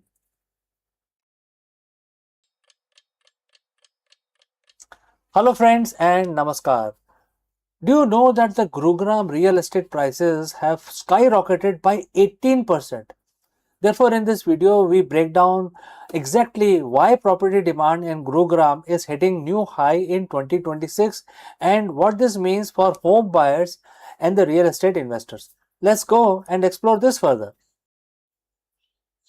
If you have been looking at the property in Gurugram lately, you have probably noticed that same thing I have in the market is basically on fire. So what was cheaper earlier is now becoming expensive. We are looking at an 18% jump in the prices, and that isn't just a random number. It's a signal of a massive shift in the Millennium City. But is this a bubble about to burst, or is there some actual solid value behind these numbers? Today we are breaking down exactly what is happening in Gurugram real estate market in 2026, and more importantly whether you should be buying, selling or staying on the sidelines when the property is soaring so much. So friends, if you have reached this far, please inform us from which city you have tuned in and in which language you are watching this video. This will help us determine the reach of our channel. Alright, first, let's get the big question out of the way. Why 18%? A lot of people see this and think probably, perhaps, speculative bubble. But when you look at the data, it's actually a structural repricing. We are seeing a perfect storm of three things: infrastructure, corporate expansion, and flight to quality. Not all of the Gurugram is growing at the same rate. We are seeing two-speed market. This is the part everyone ask me about. Is it too late to enter? So when we talk about two-speed market, so there are places in Gurugram which are moving slowly, but there are hot cakes, very prime locations which are growing at 18%, especially in 2026. So question is it too late to enter? No, market is absolutely risk free. We had a massive price run up in the short 30 months window, and you need to be aware of the risk also, like potential interest rate fluctuations and the fact that we have pulled forward several years of expected appreciation into the current window. So in the end, I would like to tell you that look for a 7-year plus holding period if you are buying right now. This isn't get rich quick game anyway.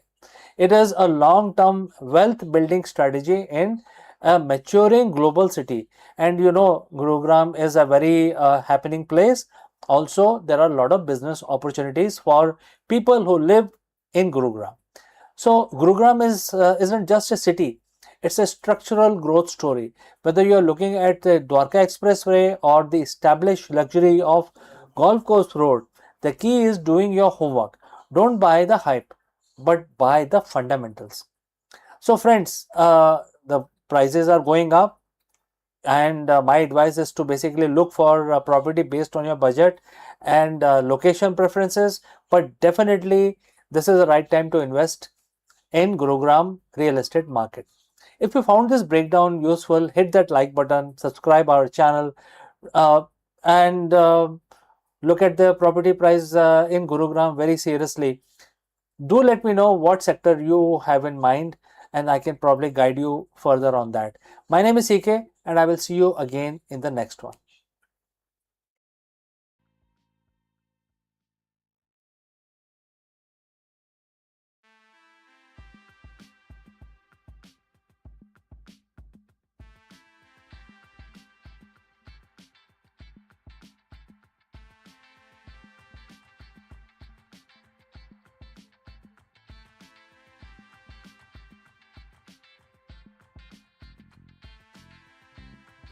Hello friends, in this video we will try and unlock the ancient secret to the modern leadership.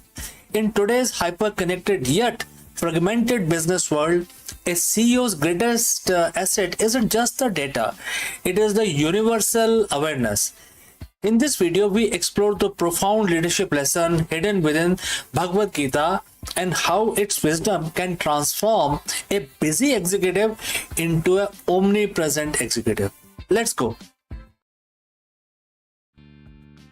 In the modern boardroom, we are obsessed with presence. We hire coaches to help us with executive presence, how we stand, how we speak, how we command a room. But there is a level of leadership far beyond, from the mere physical presence. And it is what the ancient wisdom calls omnipresence. Think about the life of a modern CEO. We are pulled into thousand directions. Your supply chain is in Asia, your investors are in London, your tech team is in San Francisco, and your family is at home. You feel fragmented. You feel like you are everywhere, yet nowhere at once. Today, we are going to unlock a 7,000-year-old solution to this 21st century fragmentation. We will dive into chapter 8, verse 22 of Bhagavad Gita to discover how the Supreme becomes a blueprint for the ultimate leader. So, friends, if you have reached this far, please let us know from which city you have tuned in and in which language you are watching this video. This will help us determine the reach of our channel. First, let's look at the verse itself, and the verse starts, the great personality, the Supreme Lord, is only attained through pure devotion. He is prevailing and everything is situated in him, quote close. At first glance, this looks like, this sounds like purely religious, but for a leader, this is the master class in system thinking, not the three pillars here. What are the three pillars here? The Supreme Personality, the ultimate standard of excellence, which is one of the pillar. Next pillar is the pure devotion, which is a single pointed, unadulterated focus. And the third is all prevailing nature, the ability to be thread that holds the entire fabric together. The verse says the Supreme is attained through pure devotion. In the corporate world, we call this singularity of purpose. In Sanskrit term, Ananya Bhakti. Ananya means no other. It describes a state where there is no plan. There is no plan B for your values. For a CEO, this means your devotion to the company's mission isn't just the slide in a deck. It is your entire operating system. When leaders has pure devotion to a vision, they stop micromanaging. Why? Because their intent is so clear and so powerful that it permeates every level of the organization.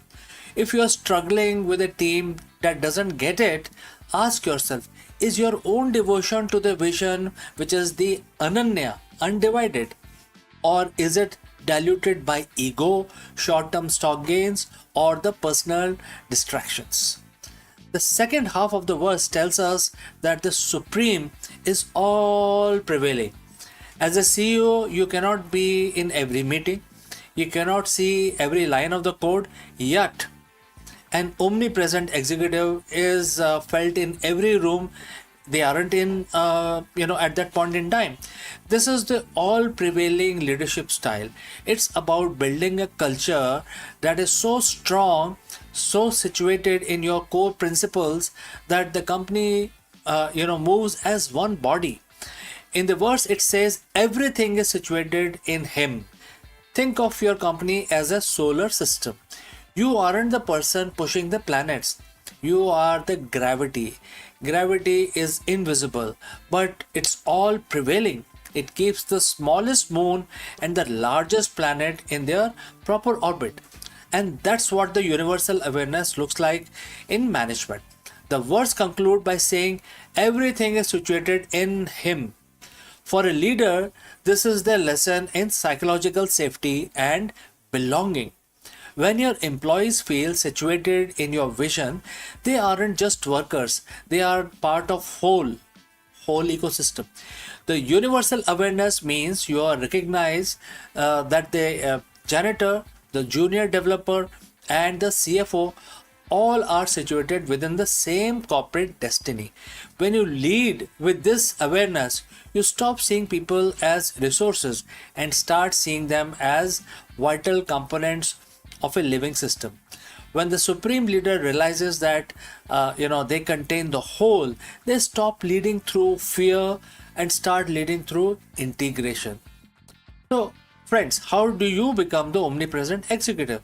There are a few things that you need to do. It starts with first part of the verse, which is devotion. Today, identify the one core truth of your leadership. Strip away the distractions, because so devoted that truth that it becomes all prevailing in your office. You don't need to be everywhere at once to be a great leader. You just need to be so grounded in your purpose that your presence is felt in every corner of your empire. Everything is situated in this vision that you have created. Make it a supreme one. So friends, what do you think about this? Thanks for joining live. Thanks for listening.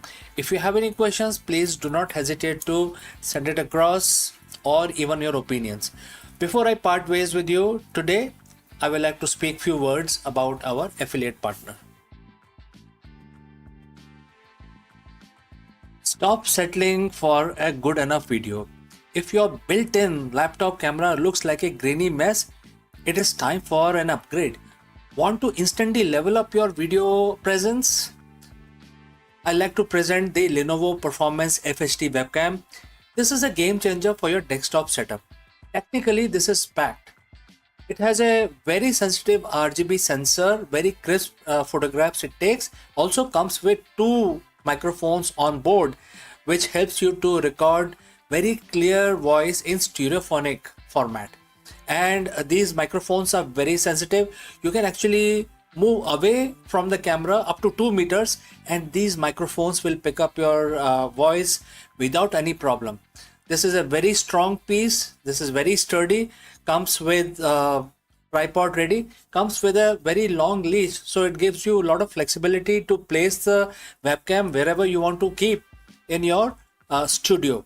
And also it has a swivel base, which is also very handy. So if you want to basically level up your game and you want to pick up this camera at a discount, please click on the link here or scan the QR code. Now let's get back to our video.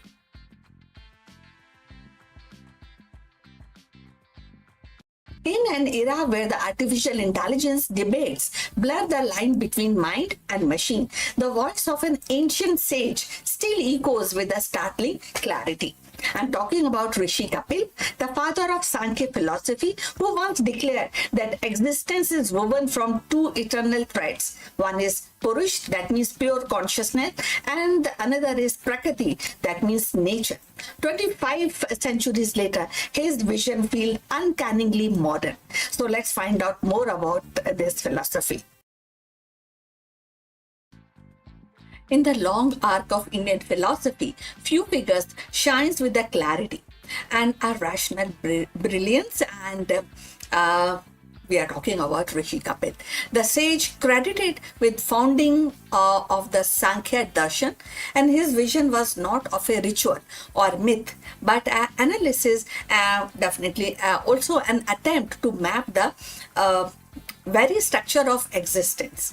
In an age where the spiritual truth were often veiled in the symbolism, Kapil offered a framework that was systematic, logical, and enduring. His contribution was not merely to Indian thought, but to the universal quest for understanding consciousness and matter. Kapil's philosophy began with a profound dualism, the distinction between Purush and Prakriti. So, Purush is pure consciousness, which is eternal, unchanging, and the silent witness of reality, while the Prakriti is nature, which is dynamic and mutable, the source of all material phenomena. From their interplay arises the cosmos, with its multi-simplicity of form and experience. The vision was revolutionary, for it explained the universe not as a whim of God, but unfolding principles ordered, knowable, and accessible to human reasons. So if you have reached this far, please inform us from which city you have tuned in and which language you are watching this video. This will determine the reach of our channel. So let's continue further on this subject. He enumerated 25 tattva or principles that chart the evolution of universe from subtle intellect and both egos and to the mind, and also senses and element. And this systematic approach gave Sankhya its name, enumeration, and its enduring appeal.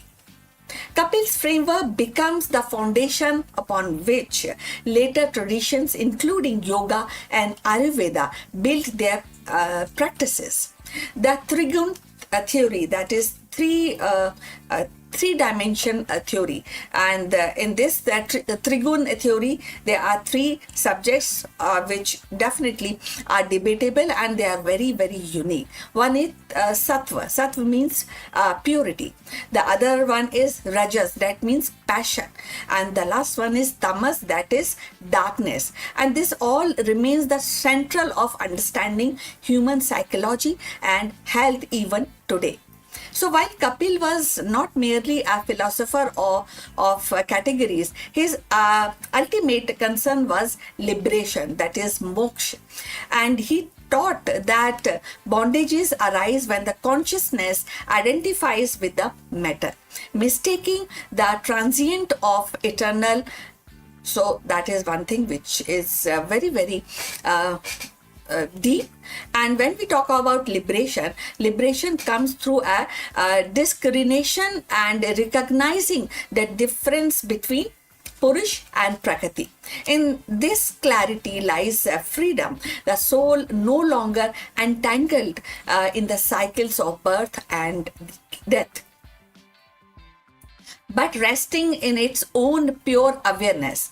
His path was one of the knowledge and it is not a ritual, but it is insight and not any kind of superficiality, you know. So in 2026, the Kapil's relevance is striking. So, as humanity grapples with the artificial intelligence, biotechnology, and the blurring of boundaries between mind and machine, his distinction between consciousness and material processes offer a lens of clarity. So, neuroscience may map the mind, the algorithm may stimulate thought, but Kapil's remind us that awareness itself, the silent witness, is actually indissoluble. So his philosophy resonate with modern debate on whether consciousness can be explained by material science or whether it points to something beyond. So definitely this is a point of discussion, getting more awareness about this.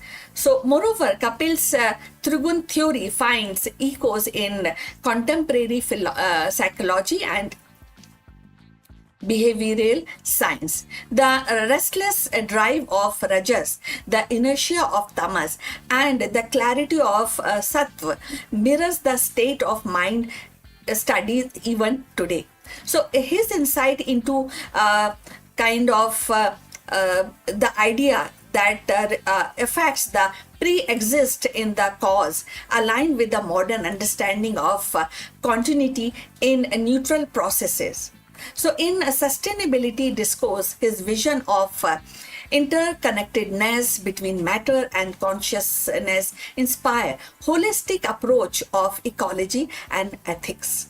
So Kapil's legacy also lives in Bhagavad Gita, where Krishna speaks of Sankhya as the path of wisdom and contemplating yoga and devotion.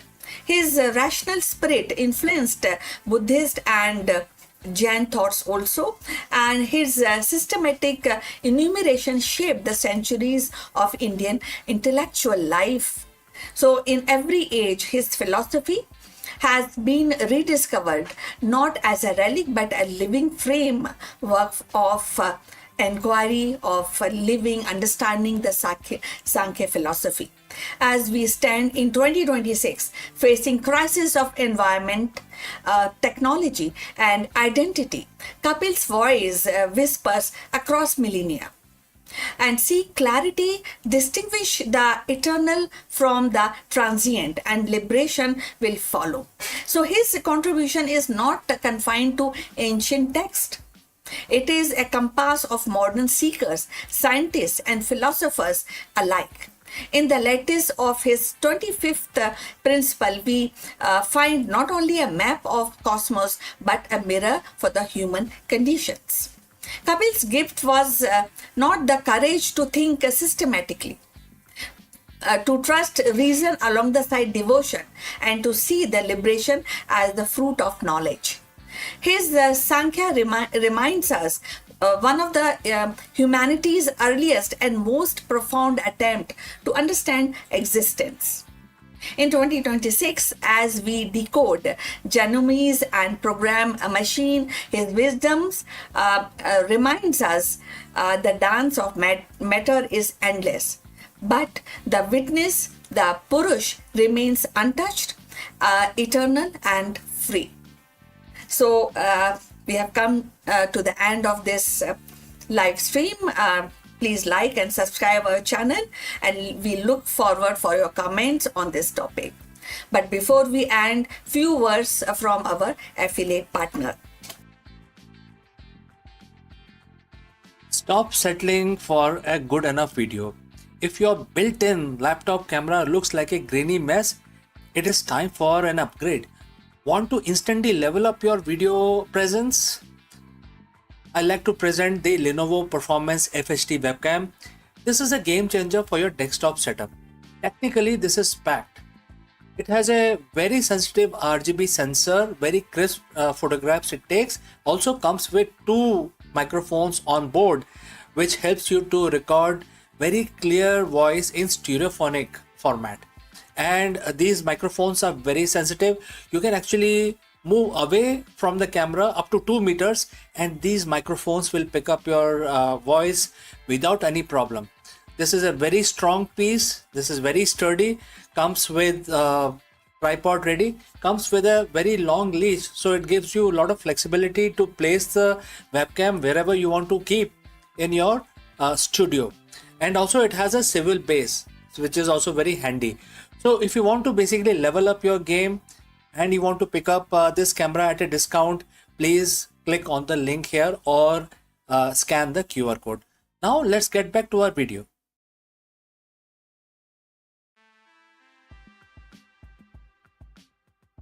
Are you feeling stuck in the middle class?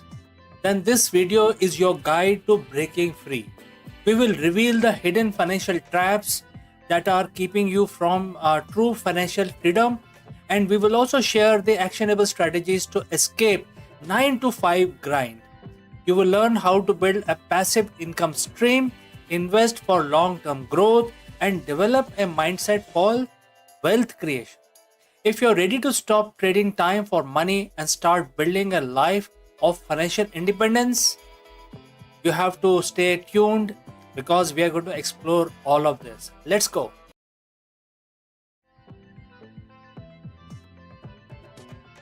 Hello everyone and welcome back to the channel. Look, let's be honest for a moment. Are you tired? Tired of endless cycles, the 9 to 5 grind, the bills piling up, the feeling that no matter how hard you work, you are just, trading through these waters. You might be even earning a decent income, but somehow true financial freedom feels like a distant dream.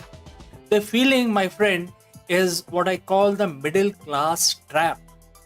It's a comfortable cage designed by the socialite expectations, clever marketing, and often our own ingrained financial habits. So, therefore, in this video, we are not just going to talk about it, we are going to give you a blueprint, a step by step guide on how to identify the trap, break free from the cycle, and start building the life of financial independence that you truly deserve. This isn't about getting rich quick, it's about getting rich smart and sustainably. So, if you are ready to escape the middle class mindset and build the lasting wealth, stick around because you are in the right place. First, we need to understand what exactly the middle class trap is. It's not a poverty trap, it's a comfort trap. It's an illusion of security that keeps us from taking the necessary risks and making the bold moves required for true wealth. Let's break down the common pitfalls. We have been told to get a good job, work hard, climb the ladder, and that's fine for the security, but it often means trading all your time for money. Your income is capped, and your wealth building potential is limited to your working hours. So, as your income increases, so do your expenses. New car, big house, more expensive vacations, designer clothes. You feel richer, but you're just spending more, often, going deeper into debt. You are running faster just to stay in the same place. Credit card debts, car loans, personal loans, student loans. Debt is an anchor that weighs down your financial progress. It steals future earnings and prevents you from investing in your future. We will talk about good debt versus bad debt later, but most middle class debt is a bad debt. Schools don't teach us about investing, compounding interest, or building assets. We learn by trial and error, often making costly mistakes. This isn't your fault, but it is your responsibility to fix it. So I will start, by saying that you have to invest someday, and you have to also say that I will save more later. Maybe I will take that risk when I have more security. Someday rarely comes. Procrastination is the silent killer of the wealth. Escaping the middle class isn't just about changing your actions, it's about changing your mindset. The wealth think differently about money, the risk, and also the time. Here are the critical mindset shifts. Uh, the middle class basically consumes. They are the de facto consumers. The wealthy produce instead of just buying things, think about creating value, solving problems, and building assets. How can you create a product, a service, or investment that generates income? And the goal isn't just to earn more, it's to earn more efficiently so you can buy back your time. Your time is your most valuable asset. The wealthy focus on building systems and investment that makes more money without their active daily involvement. The wealthy understand and manage it well as well. This doesn't mean being reckless, but understanding that stagnation is often greater risk than well thought out ventures. And things like education, skills, networking, these are your most potent assets. The wealthy are lifelong learners, constantly upgrading their knowledge and expanding their network. Read books, take courses, find mentors. The middle class often think in terms of immediate gratification. The wealthy think, on the other hand, in decades. They have a long-term plan. They understand the power of compound interest and delayed gratification. All right, with the right mindset in place, let's talk about the practical steps before you jump into the big investment. You need solid foundation. These are non-negotiable. You can't control what you don't measure. Know exactly where every dollar goes. Use apps, spreadsheet, whatever works for you. This isn't about restrictions, it's about awareness and control. So, where are the actionable tips? Well, download a budgeting app or create a simple spreadsheet today. So, credit card debt, personal loans, if you have, pay it off aggressively. Every dollar you spend on interest is a dollar you can't invest in your future. Use the debt snowball or debt avalanche method to clear all of these. Aim for 3 to 6 months of living expenses in a separate, easily accessible savings account. This is your safety net, preventing you from going back into debt when unexpected life events happen. While cutting expenses is crucial, there is a limit. There is no limit on how much you can earn. There is a limit on how much you can cut, but there is no limit on how much you can earn. So, alright, are you getting paid what you are worth? Research market rates, build your case and ask for raises. Invest in courses or certification that makes you more valuable in your current job or open doors to higher paying roles. Explore ways to make extra money outside your 9 to 5 job. Things like freelancing, consulting, online businesses. These are not just extra cash, they are training ground for entrepreneurship. Pay yourself first. Let us set up an automatic transfer from your checking to your savings and investment accounts before you have a chance to spend it all. So you basically park your money and then you get over the urge of spending more. All right. So once your foundation is solid, it is time to shift your focus from solely earning money to having your money work for you. This is where the wealthy truly separate themselves. These are low cost, diversified, and hands off way to invest in the entire market, perfect for a long term growth. Max out these tax advantaged retirement accounts. The tax benefits are immense, and time is your biggest ally with compounding. Buy properties and rent them out for passive income and appreciation. This often requires more capital and effort, but can be very rewarding. The way to invest in real estate without directly owning property is also you must explore. More liquid, less management intensive, and that is the property of the investment that you're seeking.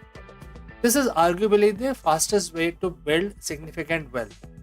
Whether it is a brick or mortar or an online business, it gives you control, scalability, and uncapped income potential. E commerce, content creation, consulting, digital products, low overhead, global reach, some of the ideas that I can throw right now. So, there you have it, a comprehensive blueprint to escape the middle class trap and building the financial freedom you have been dreaming of. This journey isn't easy and it won't happen overnight. There will be a challenge, there may be setbacks and moments of doubt. But remember this, you are capable. You have the power to change your financial destiny. It starts with decision. A decision to stop accepting the status quo, to take control, and to build a life on your own terms. This isn't about hoarding money, it's about gaining options, option to travel, to spend more time with loved ones, to pursue your passion, to contribute to the cause you care about, and to live life on your own terms. Don't let the someday mentality hold you back. Your journey starts now. Pick one thing from this video, just one, and implement it today.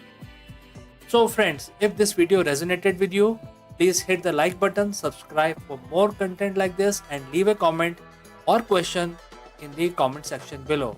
And hopefully, you will be richer when we meet next time.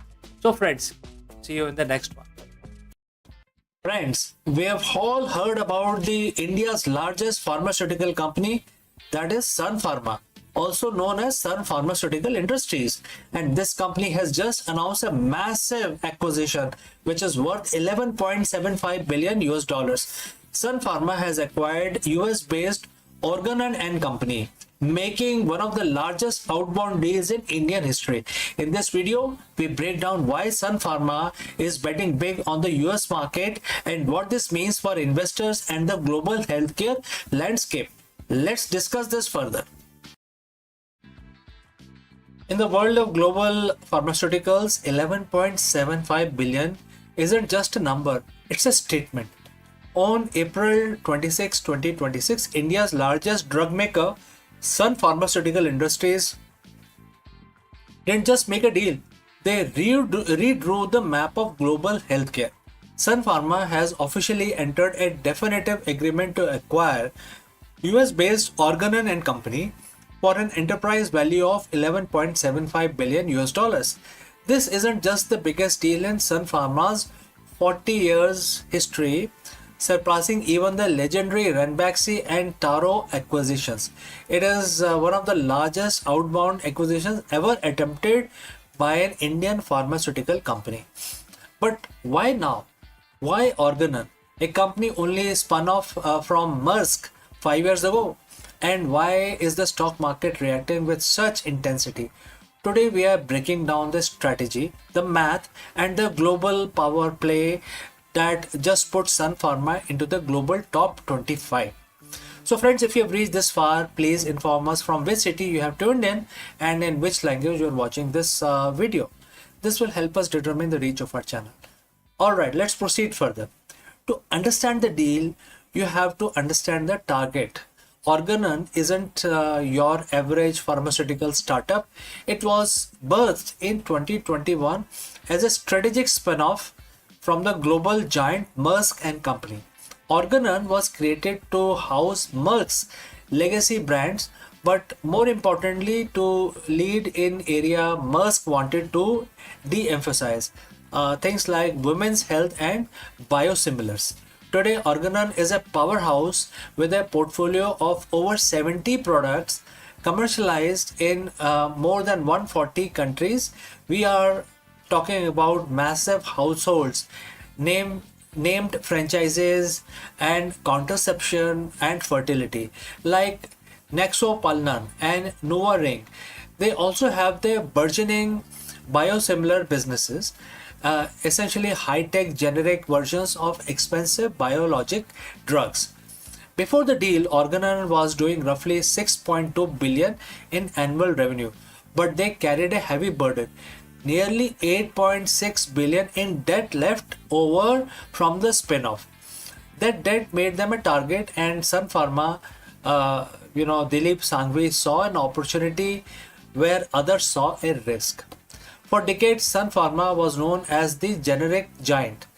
They were the kings of making affordable versions of off-patent drugs. But the generic market in the US has become a race to the bottom, with shrinking margins and intense competition. Sun Pharma's managing director Kirti Ganorkar has been very clear.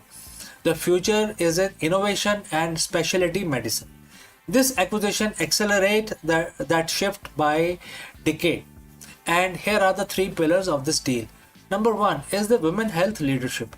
This deal instantly makes Sun Pharma a top 3 global player in women's health.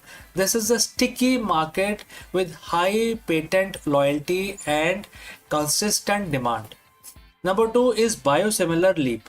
Sun Pharma was previously a minor player in biosimilars. Now they jump to the 7th largest biosimilar player globally. In a world where biological drugs are most expensive part of the healthcare, having a biosimilar engine is like owning a gold mine. Number 3 is the global commercial footprint. Sun Pharma already had a presence in the US and India, but Organon gives them boots on the ground in 150 countries, including high growth markets like China, Brazil, and major European hubs where Sun Pharma was previously underweight.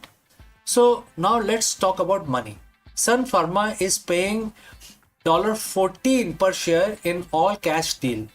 So let's break down this $14, what it comprises of. So enterprise value 11.75 billion, equity value 4 billion, and total revenue of 12.4 billion combined. So 12.4 billion. And there is a funding. Internal cash plus they have taken a loan from Citibank, JP Morgan, and MUFG for this acquisition. Now, some analysts were worried Sun Pharma is taking on nearly 10 billion in new debt to make this happen. For a company that has traditionally been cash rich, this is a cultural shift. However, the magic math here is the profits. Organon generates incredible cash flow, nearly 1.9 billion in adjusted profit before tax. By combining the two, Sun Pharma expects to nearly double its cash flow. This allows them to pay down the massive debt quickly. The projected net debt to profit ratio is 2.3x, which in pharma's world is considered very, very manageable. So how did the market take it now? Initially, Organon shares surged over 15% just as soon as the news came out, while Sun Pharma saw a relief rally of 7 to 9%. While the relief, because investors finally saw that Sun Pharma was going to do with its massive cash pile. For years, shareholders asked, when will you make a big move? And this is that move now. But it's not all sunshine. There are risks also. Biggest risk is integration. Merging two companies of this size across 150 countries is logistical nightmare. Cultural fit. Moving a US headquartered Maersk legacy culture into Indian managed global giants takes time. And then lastly, regulatory hurdles. The deal isn't expected to close until early 2027. That's a long time for regulators, especially in the US, EU, and China, to magnify, they take the magnifying glass to basically examine the deal.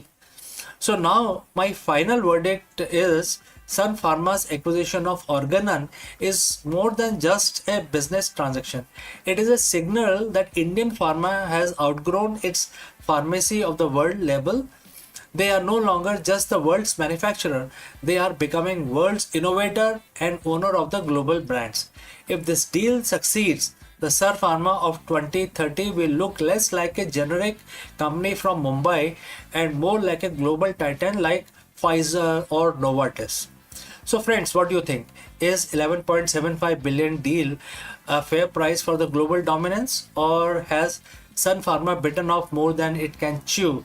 Let me know in the comments below. Thanks for watching, and for more deep dives into the deals that move the world, make sure to hit the subscribe button, and I will see you in the next one. Before I part ways, a word about our affiliate partner. Stop settling for a good enough video. If your built-in laptop camera looks like a grainy mess, it is time for an upgrade. Want to instantly level up your video presence? I like to present the Lenovo Performance FHD webcam. This is a game changer for your desktop setup. Technically, this is packed. It has a very sensitive RGB sensor, very crisp photographs it takes. Also comes with two microphones on board, which helps you to record very clear voice in stereophonic format. And these microphones are very sensitive. You can actually move away from the camera up to 2 meters, and these microphones will pick up your voice without any problem. This is a very strong piece. This is very sturdy. Comes with tripod ready. Comes with a very long leash, so it gives you a lot of flexibility to place the webcam wherever you want to keep in your studio. And also it has a swivel base, which is also very handy. So if you want to basically level up your game and you want to pick up this camera at a discount, please click on the link here or scan the QR code. Now let's get back to our video. Hello friends and namaskar. What really happened in 1857? Was it a Sepoy mutiny or the first spark of revolution that would change history forever? In this deep dive, we explore the explosive events of 1857 uprising and how India shook the British crown to its core. Let's go. History is rarely a straight line. Often it is defined by a single explosive moment, a spark that catches fire and consumes the status quo. For the British Empire, that moment arrived in 1857. To some, it was a Sepoy mutiny. To others, it was the first war of independence. But regardless of the label, one thing is certain. In 1857, the heartbeat of the British Empire was stuttered. Today, we are diving into the dramatic, bloody, and world changing event of 1857 uprising. How did a collection of disgruntled soldiers and local rulers manage to shake the most powerful empire on earth? Let's find out. To understand the explosion, we have to look at the pressure cooker that was India under the East India Company. By the mid 19th century, the British were no longer just traders, they were masters. They controlled the vast land through a mixture of treaties and outright annexation, and the doctrine of lapse, a policy that allowed the British to seize any princely state where the ruler died without a direct male heir. But it wasn't just the king and the queens who were angry. The common people were suffering under heavy taxation, and the soldiers, the sepoys, felt their dignity being systematically eroded. The British were dismissive of the local customs, and rumors began to circulate that the company was planning to forcefully convert the population to Christianity. The stage was set. All that was needed was a matchstick. So friends, if you have reached this far, please inform us from which city you have tuned in and in which language you are watching this video. This will help us determine the reach of our channel. That match arrived in the form of a rifle, the pattern 1853 Enfield. The new cartridge for this rifle was rumored to be greased with a mixture of cow and pig fat. Think about the implications. For Hindus soldiers, the cow is sacred. For Muslim soldiers, the pig is forbidden. To use these cartridges, a soldier had to bite off the end of the paper casing, effectively forcing them to consume materials that violate their most sacred religious beliefs. In January 1857, the outrage began to boil over. It wasn't just about religion, it was manifestation of the deep-seated humiliation. In March, a young soldier named Mangal Pandey refused to use the cartridge and attacked his British officer. His execution turned him into a martyr, and within a week, the spark in one garrison became a wildfire across North India. The rebellion officially ignited in Meerut on May 10, 1857. Soldiers marched on Delhi, the former seat of Mughal Empire, and declared the aging Emperor Bahadur Shah Zafar as their leader. The uprising was not a single coordinated military campaign, it was a massive decentralized eruption. In cities like Lucknow, Kanpur and Jhansi, the rebellion took different forms. In Jhansi, the Rani Lakshmibai became an icon of defiance, leading her troops against the British with unmatched courage. For the British, the situation was dire. They were quite spread thinly, caught off guard, and for a few months they were genuinely terrified that they would be driven out of the subcontinent entirely. The invincible British administration was scrambling for its dear life. The British reaction was swift and brutal. They poured reinforcement into India and launched a series of counter-offensives that were as ruthless as the rebellion had been chaotic. The siege, massacre, and the betrayal defined the final stages of the conflict. By 1858, the rebellion was effectively crushed. But the victory came at a massive cost. The British realized they could no longer govern India through a private company.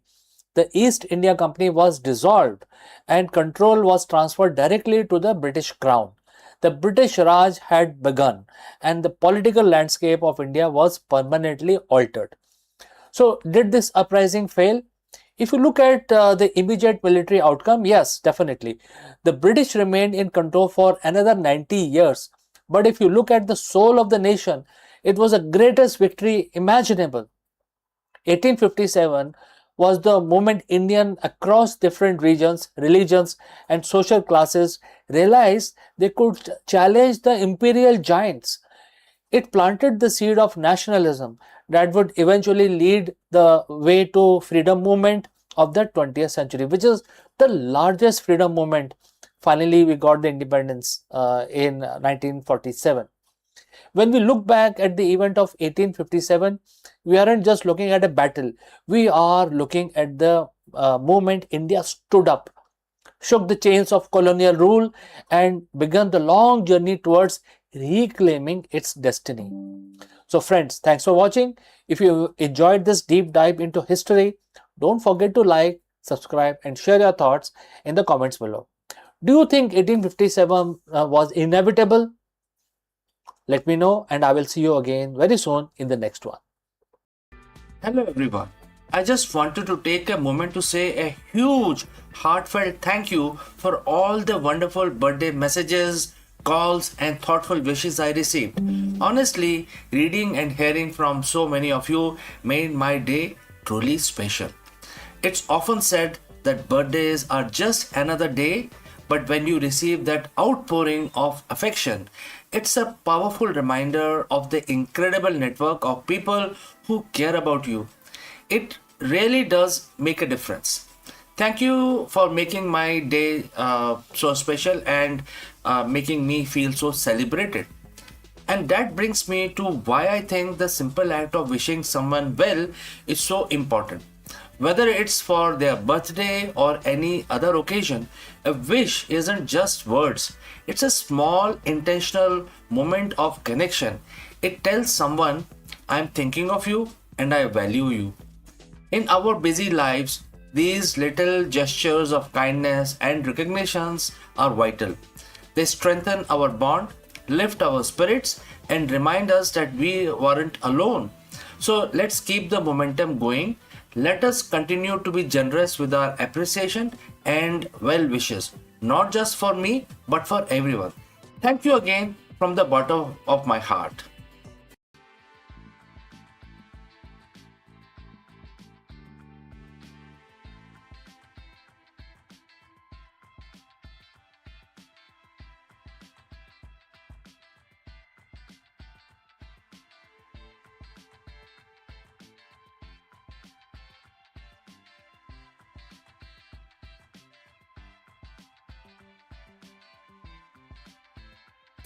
In every cafe, the ritual of espresso feels like alchemy. Steam hisses, aroma bloom, and the tiny cup promises intensity beyond its size. Yet, behind this daily magic lies a hidden order, a choreography dictated not by chance but by physics. Water under pressure doesn't simply sip through the coffee. It navigates labyrinth of particles, carving channels and balancing resistance, and of course unlocking flavors in a precise sequence. The perfect shot, that exclusive harmony of sweetness, acidity and bitterness, is less an accident of artistry than a triumph of fluid dynamics. To understand the espresso is to glimpse the invisible law that governs the flow, pressure, extraction, and where the science and the taste coverage in a single sip. So let's find out more. In the quiet hum of cafe, where the hiss of steam and the clink of porcelain cups form a familiar symphony, lies a mystery that has puzzled baristas and scientists alike. Why is espresso is so difficult to make in consistently? So one day the shot is rich, velvety, and crowned with a golden crema. The next it is thin, bitter, or sour. So behind this fickleness is not just art but physics. An intricate dance of water, pressure, and porous coffee grounds. At its heart, espresso is a story of flow. Hot water, driven by 9 bars of pressures, must weave its way through a tightly packed bed of ground coffee, and each particle is tiny labyrinth and offering resistance, redirecting streams and shaping flavor. But here lies the paradox. Coffee grounds are not uniform. They are a chaotic mix of fine dust and larger granules, creating uneven pathways. So water, ever obedient to physics, seeks the path of least resistance. It carves the channel, rushing through the looser pockets while the neglecting dense one.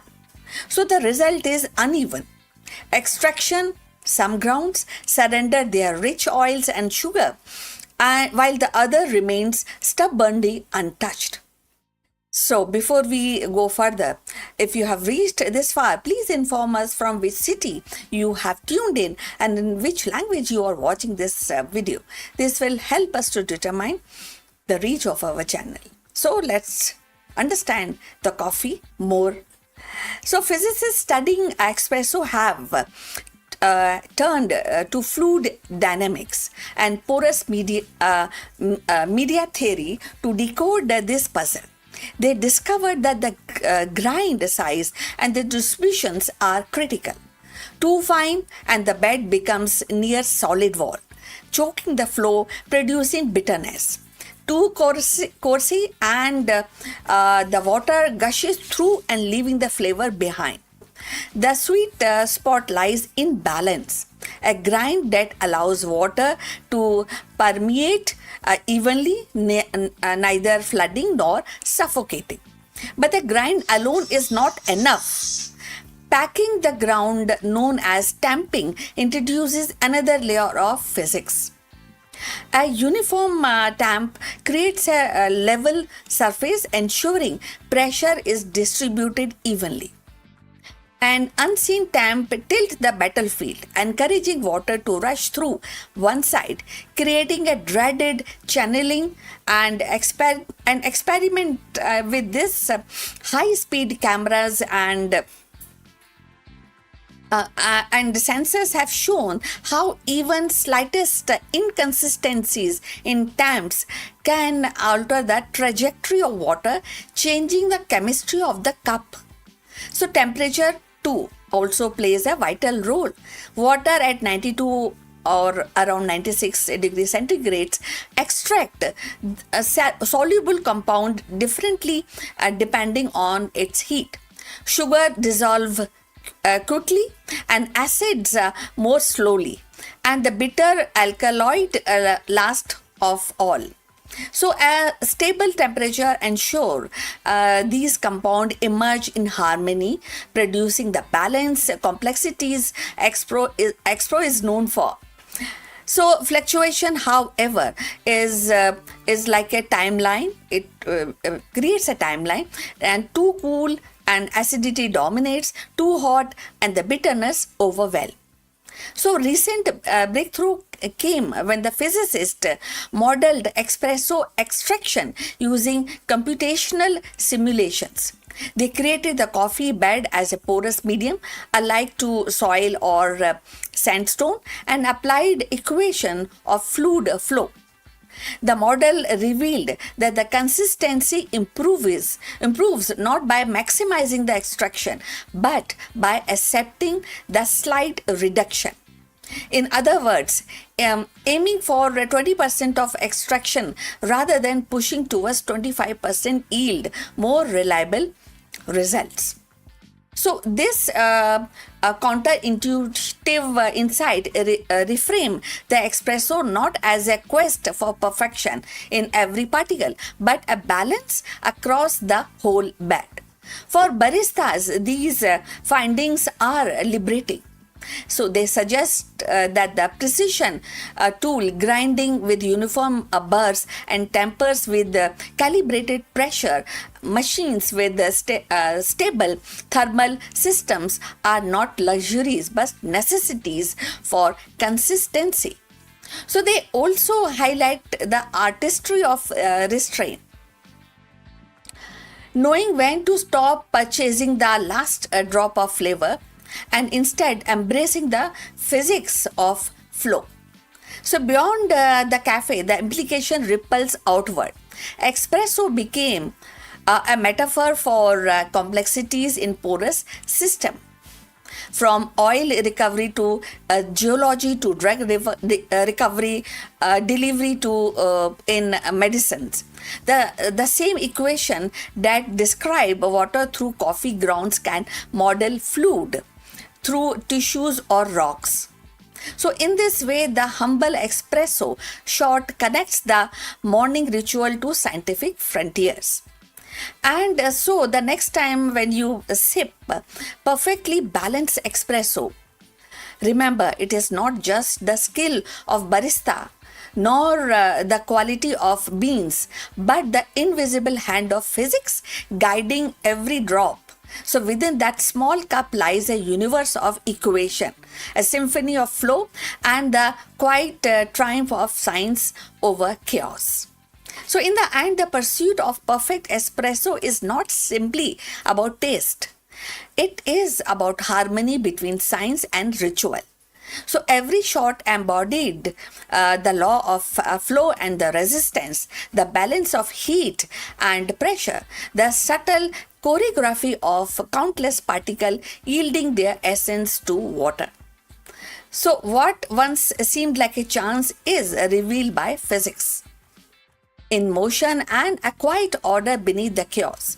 So each cup becomes more than a beverage. It is a distillated lesson in precision, patience, and the beauty of natural laws. So to savor the espresso is the savior of triumph of science made tangible, where the flavor flows as predictably as equation, yet still feels like a magic in the hand. So we have come to the end. Thanks for watching. We look forward for your comments. Please like and subscribe our channel and see you in the next one. But before we end, a few words from our affiliate partner. Stop settling for a good enough video. If your built-in laptop camera looks like a grainy mess, it is time for an upgrade. Want to instantly level up your video presence? I like to present the Lenovo Performance FHD webcam. This is a game changer for your desktop setup. Technically, this is packed. It has a very sensitive RGB sensor, very crisp photographs it takes. Also comes with two microphones on board, which helps you to record very clear voice in stereophonic format. And these microphones are very sensitive. You can actually move away from the camera up to 2 meters, and these microphones will pick up your voice without any problem. This is a very strong piece. This is very sturdy. Comes with tripod ready. Comes with a very long leash, so it gives you a lot of flexibility to place the webcam wherever you want to keep in your studio. And also it has a swivel base, which is also very handy. So if you want to basically level up your game and you want to pick up this camera at a discount, please click on the link here or scan the QR code. Now let's get back to our video. Friends, the mystery of our third interstellar visitor has finally been solved. In this video, we dive into the groundbreaking discovery of 3I Atlas and the incredible journey astronomers took to trace its path back to its source.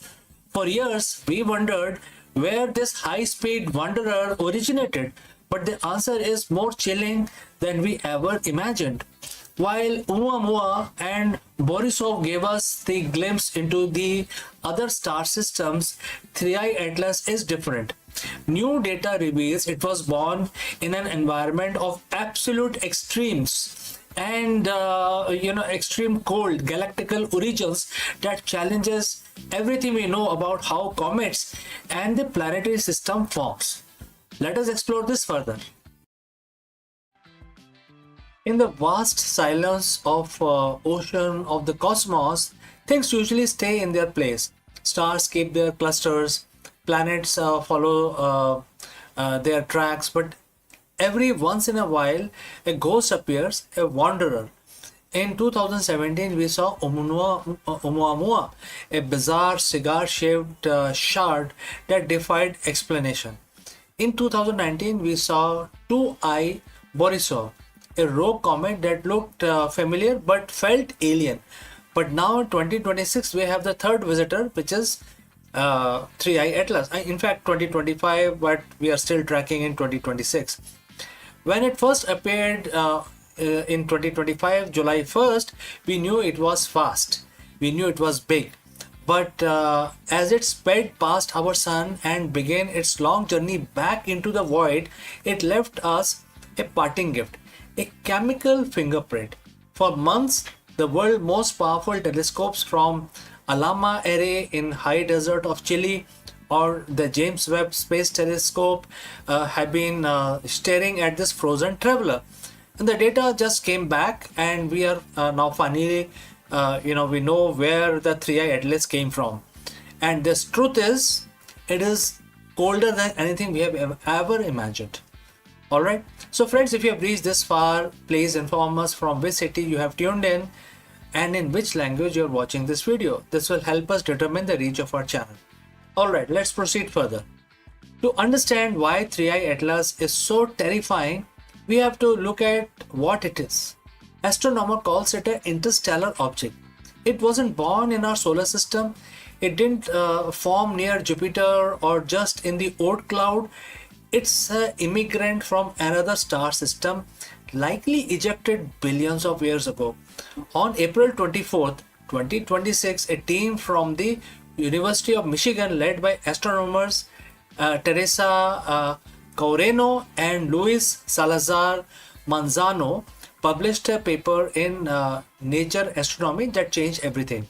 They weren't just looking at the comet's shape, they were looking at its heavy water, specifically deuterated water or HDO. In our solar system, comets have a specific ratio of regular water to heavy water. It's like a biological signature of our sun's birth. But 3I Atlas was different.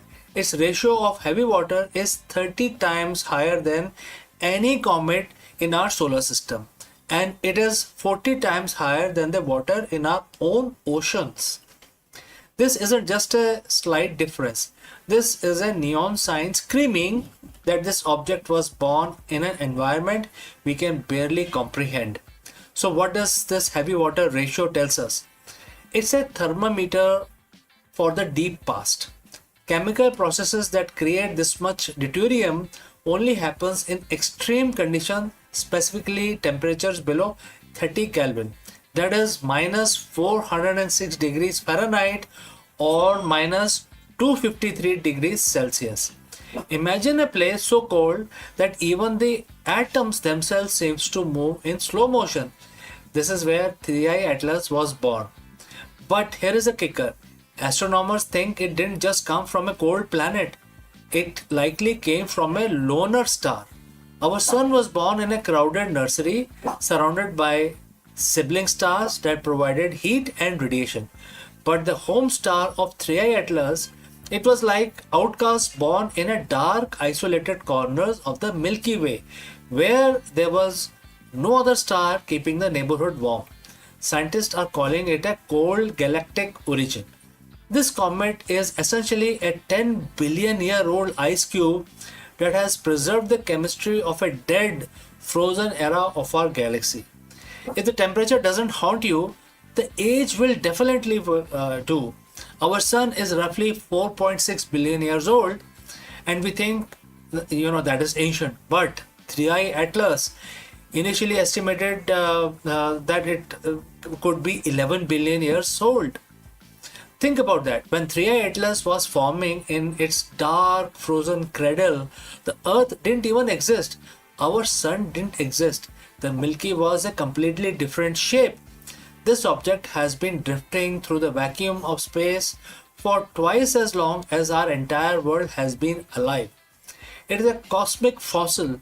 It has survived the death of its home star, the collision of galaxies, and the slow expansion of the universe, all to end up in our backyard for a brief month, right? You might be wondering, why does it matter if the rock is cold and old? It matters because 3i Atlas is the mirror. By studying its chemistry, we aren't just learning about the random comet, we are learning about the diversity of the universe. Until now, we thought our solar system's recipe was standard. We thought water was simply water. But 3i Atlas shows us that there are regions of galaxy where building block of life are fundamentally different. If the comet had crashed into a young planet in its home system, that planet would have ocean filled with heavy water. Would life even be possible there? Or would it be a world of heavy biology fundamentally incompatible with us? As we speak, 3i Atlas is moving at 137,000 miles per hour. It has already passed Jupiter. It is heading back into the interstellar dark, away from the warmth of our sun that briefly woke it up from its long slumber. We may never see it again. In a few years, it will be just another data point in our archives, but it leaves us with a terrifying, beautiful realization. The universe is much, much bigger, much older, and much colder than we dare to believe. We have just, warm up little campfire in a very, very cold forest, right? So, friends, what do you think about this? If you have any question, do not hesitate to send it across. Thanks for joining live. Thanks for watching. And if you want to keep up with the latest from the deep freeze of space, hit that subscribe button and stay curious. This next visitor could be the right around the corner. So friends, see you in the next one. But before I leave, a word from our affiliate partner. Stop settling for a good enough video. If your built-in laptop camera looks like a grainy mess, it is time for an upgrade. Want to instantly level up your video presence? I like to present the Lenovo Performance FHD webcam. This is a game changer for your desktop setup. Technically, this is packed. It has a very sensitive RGB sensor, very crisp photographs it takes. Also comes with 2 microphones on board, which helps you to record very clear voice in stereophonic format. And these microphones are very sensitive. You can actually move away from the camera up to 2 meters and these microphones will pick up your voice without any problem. This is a very strong piece. This is very sturdy. Comes with tripod ready. Comes with a very long leash, so it gives you a lot of flexibility to place the webcam wherever you want to keep in your studio. And also it has a swivel base. which is also very handy. So if you want to basically level up your game and you want to pick up this camera at a discount, please click on the link here or scan the QR code. Now let's get back to our video.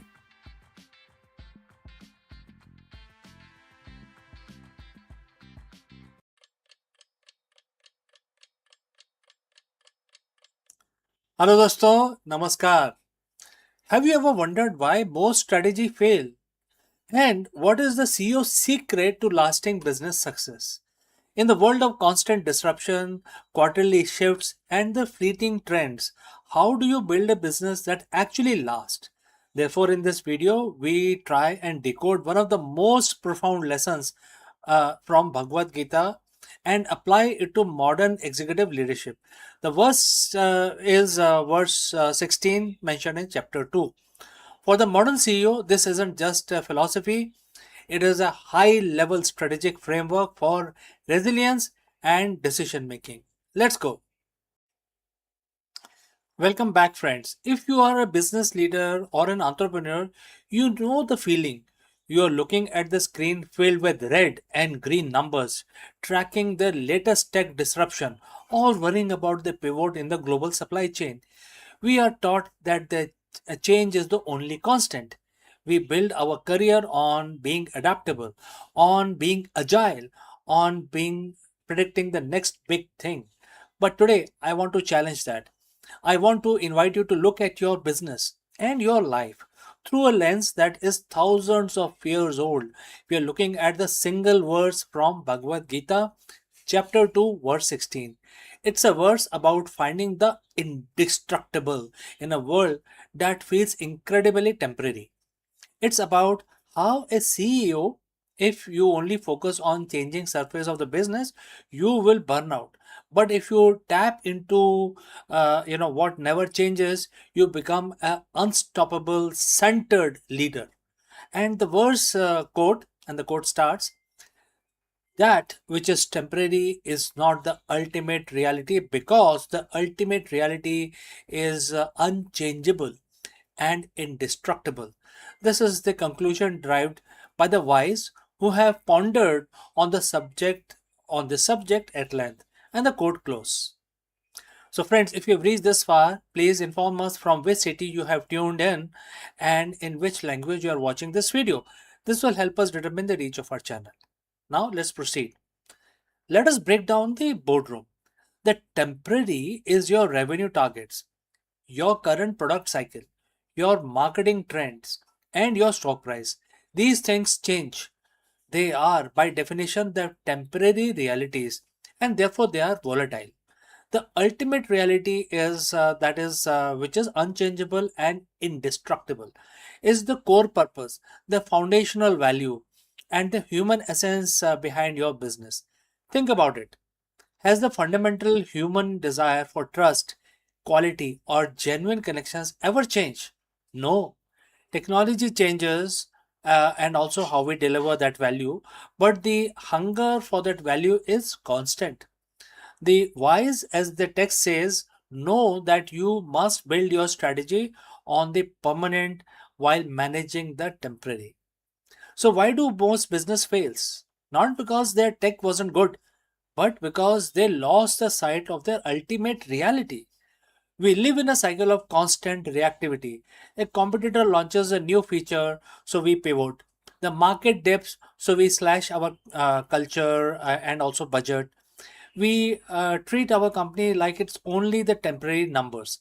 When you do that, you lose your center. You become a leaf in the wind. Verse 16 is a wake up call. It tells us that if you are only chasing the temporary, you are chasing an illusion. You are building on sand. A CEO who identifies entirely with the temporary success of a quarter will experience fear when that success fades away. Definitely, But a CEO who operates from the unchangeable, their vision, their ethics, their commitment to service, that CEO lead with calm, indestructible authority. So, how do we apply this tomorrow morning to our work, to our daily life? First, conduct a reality audit. Take your current projects and ask, is this a temporary tactical move, or is this rooted in our indestructible core? If it is temporary tactic, like a pricing shift, that's fine. Manage it, but don't worship it. Don't let your self worth or your company identity be defined by it. Second, focus on the indestructible. What is that one thing about your company, if you were to remove it, would make your company cease to exist, to be itself? For many, it's a core belief in innovation or deep customer empathy. There is, the ultimate reality. When the market are chaotic, double down on that core, and that is what provides stability for your team, your investors, and also yourself. As a leader, your job isn't just to predict the future. Your job is to anchor your team in the present. When you show up with the understanding that while external circumstances are constantly shifting, your integrity and purpose are unchangeable. Your team gains confidence. They stop fearing the disruption because they see you as a leader standing in the ultimate reality. You become the eye of the storm. So, if I leave you with this reflection, what in your business is temporary? Please find out. And are you mistaking it for your ultimate reality? Also, you need to work on this, right? So, this is a task for today. Pause, ponder, and realize that most successful, long lasting businesses are those that mastered the art of holding the temporary with a loose grip while anchoring themselves firmly in the indestructible. So, friends, if you have any questions, please do not hesitate to send it across. Thanks for joining in. Take this lesson, lead with clarity, and build something that truly endures. See you in the next one.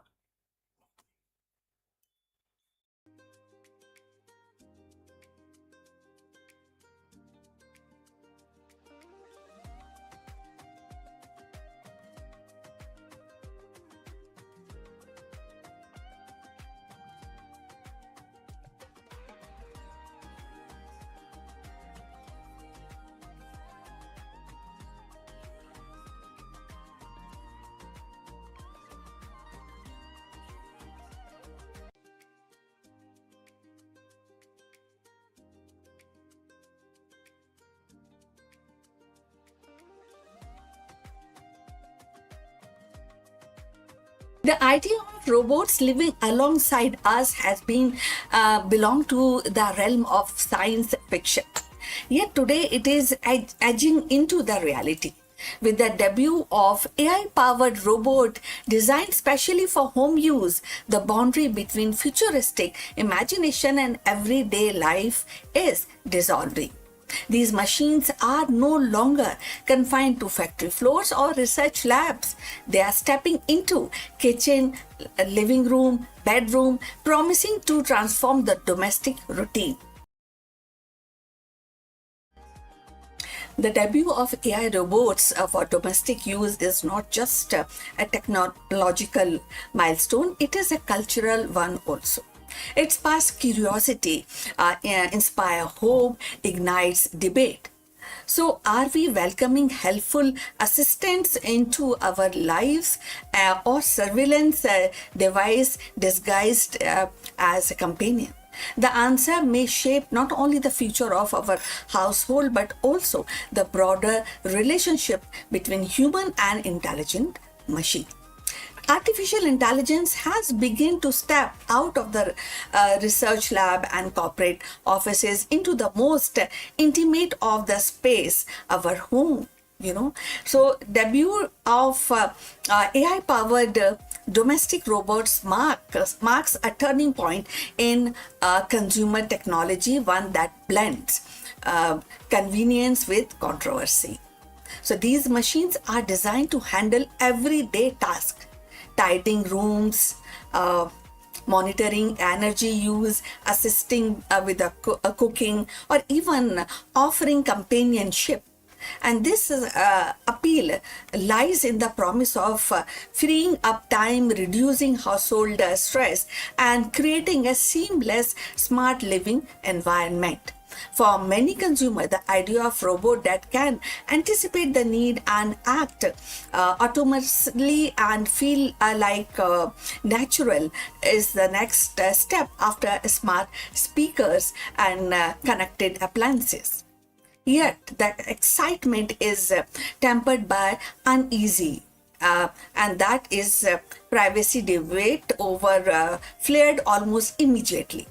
Unlike a vacuum robot that simply mop your floor plans, and these new AI robots can equipped with advanced sensory cameras, microphones. So they don't just clean, they observe, interpret, and learn. That means that they are constantly collecting data from household routine, personal habits, even private conversations. So, for some, this feels like inviting a surveillance device into the living room. The questions become who owns that data and how securely it is stored. So, if you have reached this far, please inform us from which city you have tuned in and in which language you are watching this video. This will determine the reach of our channel. So, going forward, the consumer interest is undeniable. Early demonstrations have drawn crowds, and pre-orders suggest a strong demand. Families imagine robots that can help elderly relatives, parents, and vision assistants with the childcare. And the professionals see value in delegating some routine work. So, but alongside with enthusiasm, the critics warn of the risk of dependency and erosion of boundaries. So, if a robot can recognize emotions, respond to the stress, and adapt to the personal preferences, does it cross into the territories of replacing human interaction? So, and if the companies monetize the insight gathered from these robots, does the home cease to be a private sanctuary? So, this tension between innovation and intrusion defines the current debate.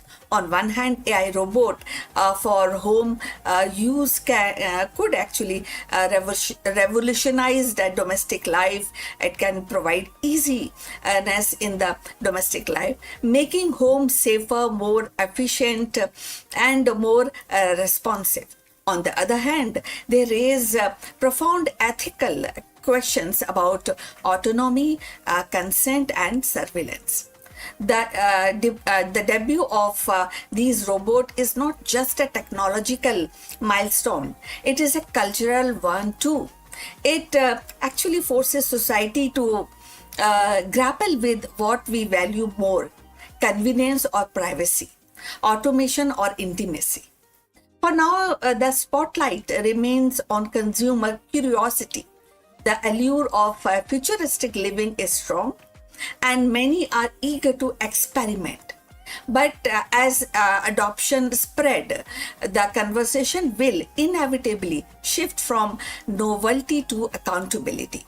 The home, once the most private space, is becoming the next frontier for AI, and how we navigate this frontier will shape not only our domestic life but also our broader relationship with technology.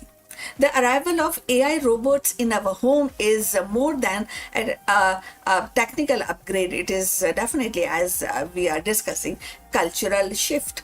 These machines promise efficiency, they also promise safety, and even the companionship, yet they are that is a challenge of our notion of privacy, intimacy within the household. So, as consumer embrace this, and society must also confront the deeper questions: how much of our personal lives are we willing to share with the machines, and who ultimately control that information? So, So that is that whether they become a trusted helper or controversial intruders will depend only on the technological itself, but also value we choose to uphold as we invite artificial intelligence into our most private corners of our lives. So we have come to the end. Thanks for watching. Please like and subscribe our channel, and see you in the next one. But before we close this live streaming, few words about our affiliate partner. Stop settling for a good enough video. If your built-in laptop camera looks like a grainy mess, it is time for an upgrade.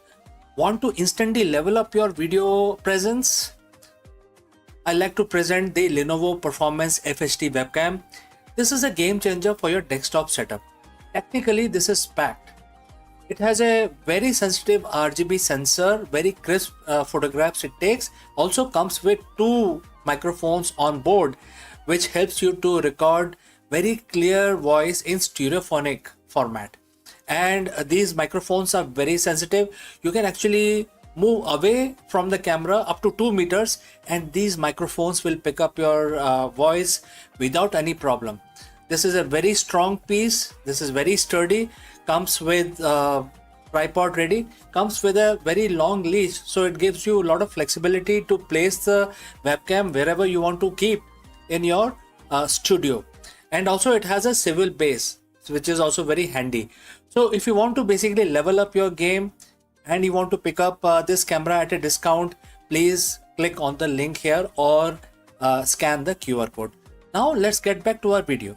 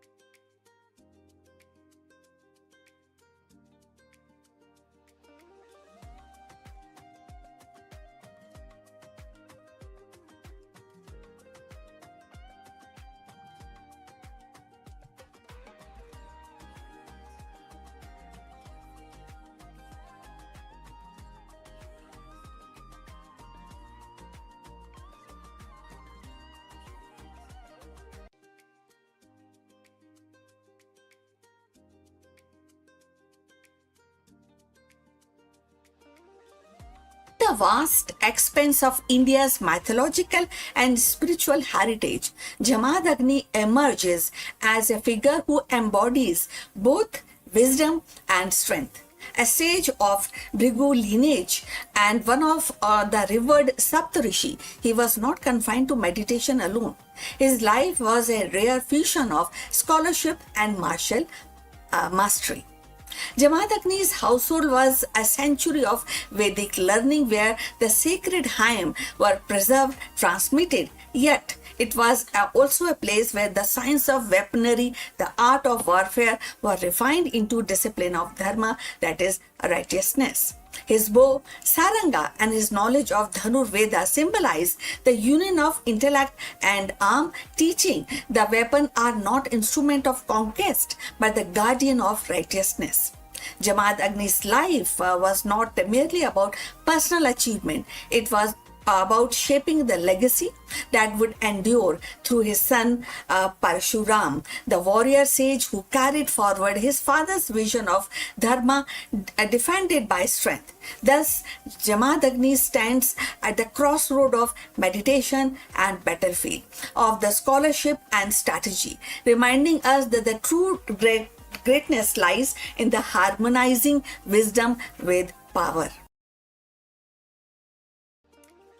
In the tapestry of ancient Indian tradition, Jamadagni stands as a figure of profound duality. At once a sage immersed in spiritual wisdom, and the other part he is the master of martial science. His life reflects the delicate balance between pursuit of knowledge and the necessity of defense, between the serenity of meditation and the discipline of warfare. Jamadagni's contribution to the science of weaponry and the art of warfare are legendary. As a descendant of great sage Bhrigu, he inherited not only the spiritual insight but also a deep understanding of martial techniques. Ancient texts describe him as a custodian of Dhanur Veda, a branch of knowledge that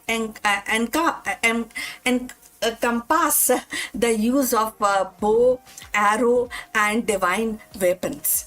His bow, Saranga, became the symbol of his mastery, later passed on to his son Parshuram, who wielded it into a campaign against the Kshatriyas.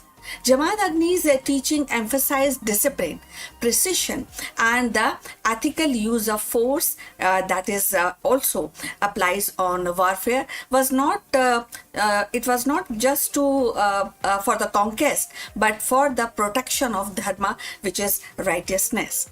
In this way, he elevated martial science into a sacred art and inseparable from moral responsibility.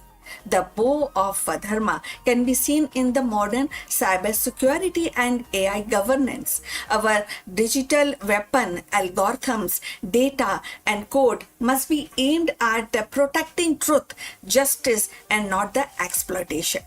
The legacy reminds us that the technology is powerful only when aligned with the ethical purpose.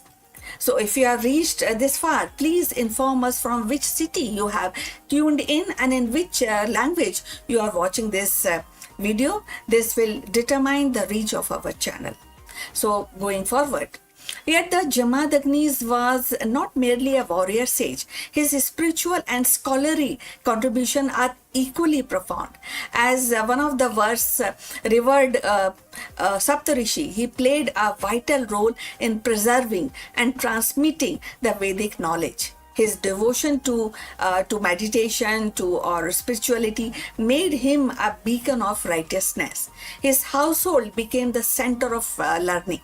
Legend recounts his ability to command nature itself, receiving boons from Surya, the sun god, and harnessing the divine cow, Kamadhenu, which symbolize abundance and substance. These stories reflect his stature as a sage who could bridge the material and the spiritual, guided by, and definitely that will help in guiding humanity towards balance. This was very important in the context of making the balance. If we think deeper and find out in 2026, that is actually more relevant. This continuity reflects how knowledge passes from one generation to the next, and today's AI pioneering inherit both innovation and responsibility. The art of war in 2026 is not not just about weapon, but about navigating global conflict in cyber space, in trade wars, and AI ethics. Jamaat Agni's story reminds us that every new generation must weld its tool with wisdom. The tragedy of Jamadagni's death, slain by the men of King Kartivirya Arjun for refusing to surrender Kamdhenu, underscores the eternal tension between the spiritual authority and the worldly power. His martyrdom ignited Pashuram's vow to rid the earth of oppressive rulers, ensuring that Jamadagni's legacy lived on not only in a scholarship but also in action. Through his son, his teaching on weaponry dharma were carried forward, shaping one of the most dramatic cycle in Hindu mythology. So Jamaat Agni's life thus embodies a rare synthesis, the science of warfare tempered by spiritual wisdom. He demonstrated that true mastery of arms must be guided by restraint, ethics, and devotion to higher principle. His scholarly contribution ensured the continuity of Vedic tradition, while his martial legacy empowered future generation to defend righteousness.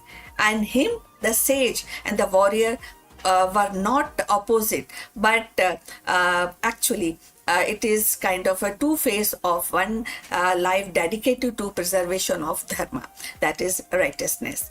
Now, if we see in the context of 2026, this mirrors actually how nations and corporations debate the ethical use of AI autonomous weapon. Just as Jamadagnis insisted on restraining, today's leaders grappled with ensuring AI-driven defense system remain accountable to human values. So Jamadagni's life is a reminder that the pursuit of wisdom and the mastery of strength are not opposite paths, but a complementary one. As sage, he safeguarded the Vedic tradition, nurtured the scholarship and the spiritual discipline. As a master of weaponry, he elevated warfare into a sacred science, teaching that arms must serve the righteousness rather than ambition. His martyrdom at the hand of worldly power underscores the kind of softness of spiritual authority. Yet, through Parshuram, his legacy endured and ensured that righteousness would always find a defender. So in Jamadagnis, we see the rare union of scholar, warrior, and meditation, and of course the meditation and the battlefield. His contribution continues to inspire, remind us that the true greatness lies not in domination, but in harmonizing knowledge with the responsibility and strength with virtue. So Jamadagni's contribution lies in his rare synthesis, and also it also reminds us, his story continues to inspire us, remind us that wisdom, strength must walk hand in hand. So please send your comments and subscribe our channel for more insight into Indian mythology and spirituality. See you in the next one. But before we close this live stream, a few words about our affiliate partner. Stop settling for a good enough video. If your built-in laptop camera looks like a grainy mess, it is time for an upgrade. Want to instantly level up your video presence? I like to present the Lenovo Performance FHD webcam. This is a game changer for your desktop setup. Technically, this is packed. It has a very sensitive RGB sensor, very crisp photographs it takes. Also comes with two microphones on board, which helps you to record very clear voice in stereophonic format. And these microphones are very sensitive. You can actually move away from the camera up to 2 meters and these microphones will pick up your voice without any problem. This is a very strong piece. This is very sturdy. Comes with tripod ready, comes with a very long leash, so it gives you a lot of flexibility to place the webcam wherever you want to keep in your studio. And also it has a swivel base, which is also very handy. So if you want to basically level up your game and you want to pick up this camera at a discount, please click on the link here or scan the QR code. Now let's get back to our video.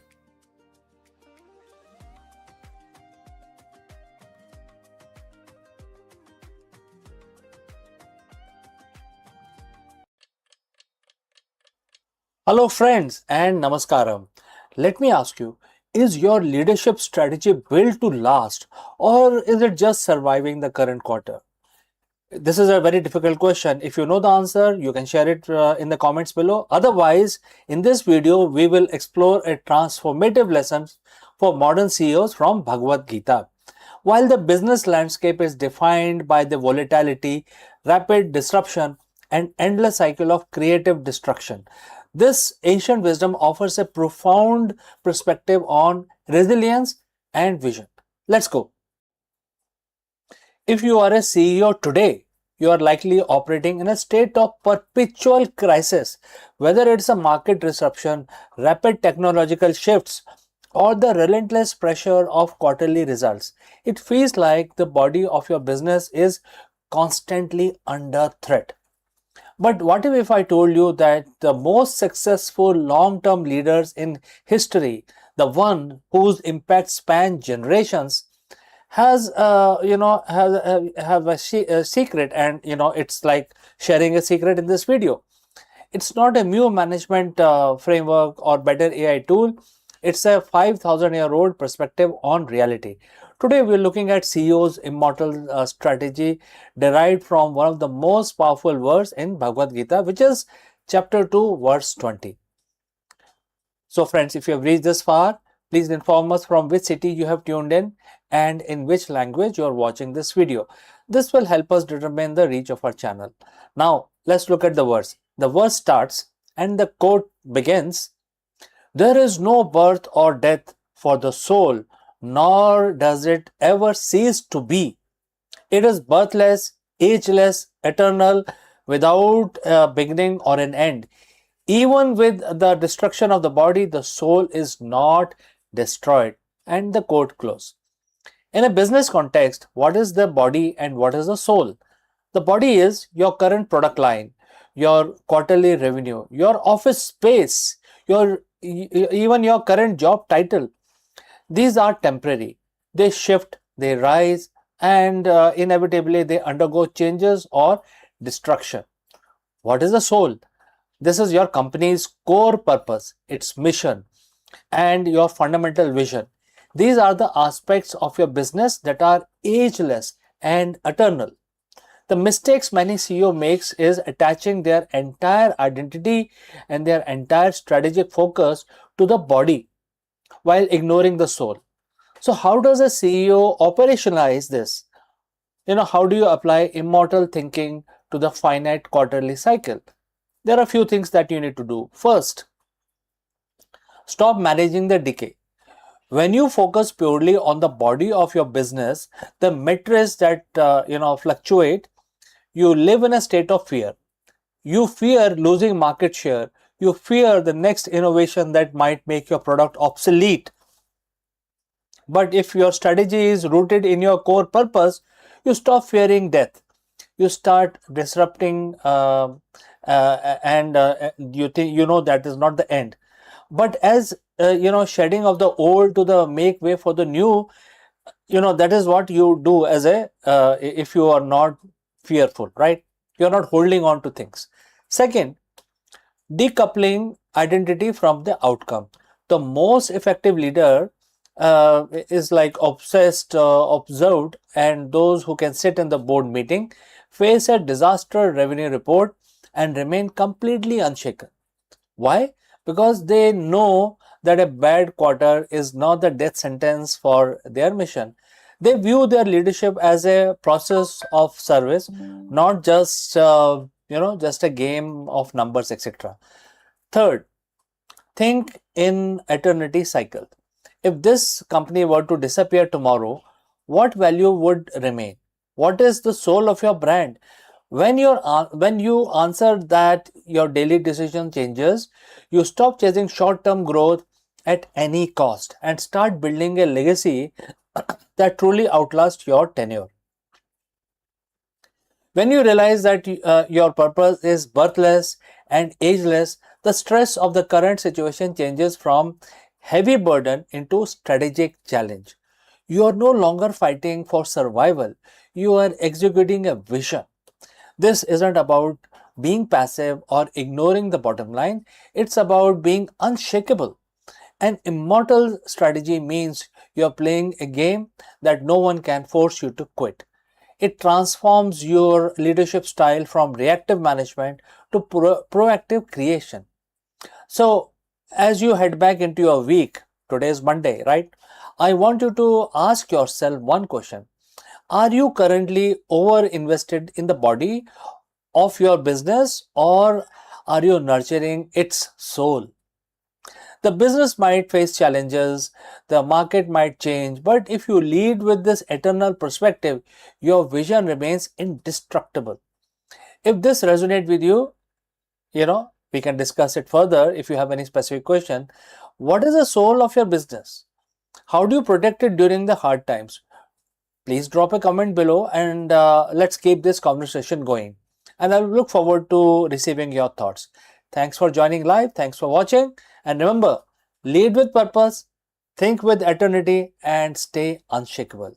See you in the next one.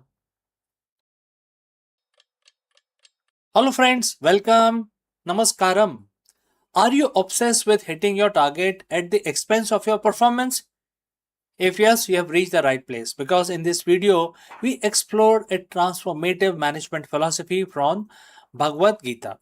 The ancient concept of Nishkam Karma, performing your duty without attachment to the result, might sound counterintuitive in today's performance driven culture. However, it is actually the secret to sustainable growth, sharper decisions making, and long term business success. Let us go and explore this concept further. As a CEO or an executive, you are defined by your results. You live and die by the quarterly reports, the growth percentage, and the share price and the KPIs. If you miss, you answer for it. If you hit, you get a pat on the back, and then you are expected to do even better next quarter. It's a relentless cycle, but I want to ask you a question that might sound counterintuitive. What if your obsession with the result is actually the reason you have not got the result that you want? In the corporate world, we are conditioned to believe that we aren't fixated on the outcome. We aren't serious about the business. But today, I'm going to share a perspective from 5,000 years ago, which is Bhagavad Gita, specifically chapter 2, verse 47. That suggests that exact opposite of whatever we think, whatever the modern playbook tells us. It suggests that the secret to exponential growth isn't about obsession. It's a profound strategic form of detachment. So, friends, if you have reached this far, please let me know name of your city and the country so that we are in a position to ascertain reach of our video. All right, let's move ahead. Let's look at the psychology of the high performance. When you are a hyper focused on the result, let's say a specific revenue target, you inadvertently do three things that damage your business. One, your current tunnel vision. When you only look at the target, you ignore the peripheral data, the market shifts, and the subtle innovation that could actually move the needle. Number two, you inject fear in your culture.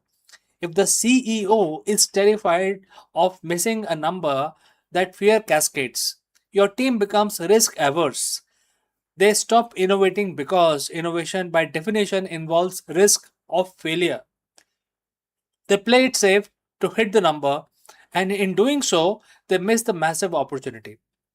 Next, you lose your cognitive bandwidth. Stress isn't just an emotion, it's a biological drain. When your brain is occupied with what if, we don't hit the number, you have less mental energy to solve the complex problem that actually drives the number. We have all seen the result obsessed leaders. They are reactive, they are micromanaging, they are usually burnt out. But there is a better way to lead, a way that is ancient yet arguably more relevant to the modern business landscape than ever before. Let's look at the verse. It is one of the most famous line in Bhagavad Gita, and the quote starts, "You have a right to perform your prescribed duties, but you have no right to the fruits of your action." Quote close. At first glance, this sounds like it goes against everything we teaches in business schools. No, right to the results. Yes, if you don't care about result, won't I fail? That's a big question that you might ask me. No, this is a misunderstanding. This is not a philosophy of passivity. It is a philosophy of extreme ownership of the process. Think about it like an archer. You can control the stance, the grip, the breath, and the release of the arrow. Those are your duties. The target is 100 yards away. Can you control what happens to the arrow once it leaves your bow? No, a gust of wind could move it, the target could shift, etc. If you're obsessed with the target, your hand shakes, you overthink, you tense up. But if you are entirely focused on the process of the shot, the technique, the result becomes a natural, inevitable consequence of your skill. In business terms, your duty is the strategy, the team, the culture, the product development, and the customer experience. Those are the archery skills. The revenue, the market share, the stock prices, those are the wind and the target. They are the outcome. The verse is telling you put your heart into the work because that is the only thing you actually control. So, how do we apply this in our boardroom? How do we use this to drive our growth? First, shift the KPI focus.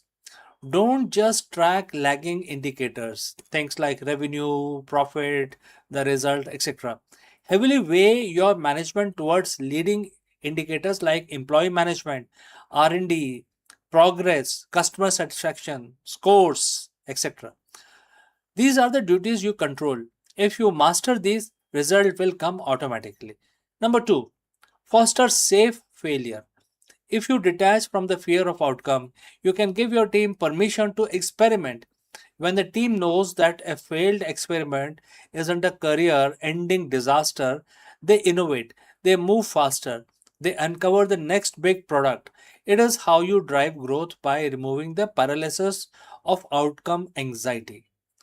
Third, gain the CEO's composure. When a market crash happen or a competitor undercut you, the result obsessed CEO panics. The detached CEO assess the situation calmly because their ego isn't tied to being the person who never fails. They can pivot, adapt, and iterate with cold, clear head. The paradox of Gita is that by letting go of the desperate need for the result, you actually become more capable of achieving it. You work smarter, not harder. You lead with clarity instead of chaos, etc. The most effective leader I've studied are not those who spend every waking hour trembling about the bottom line.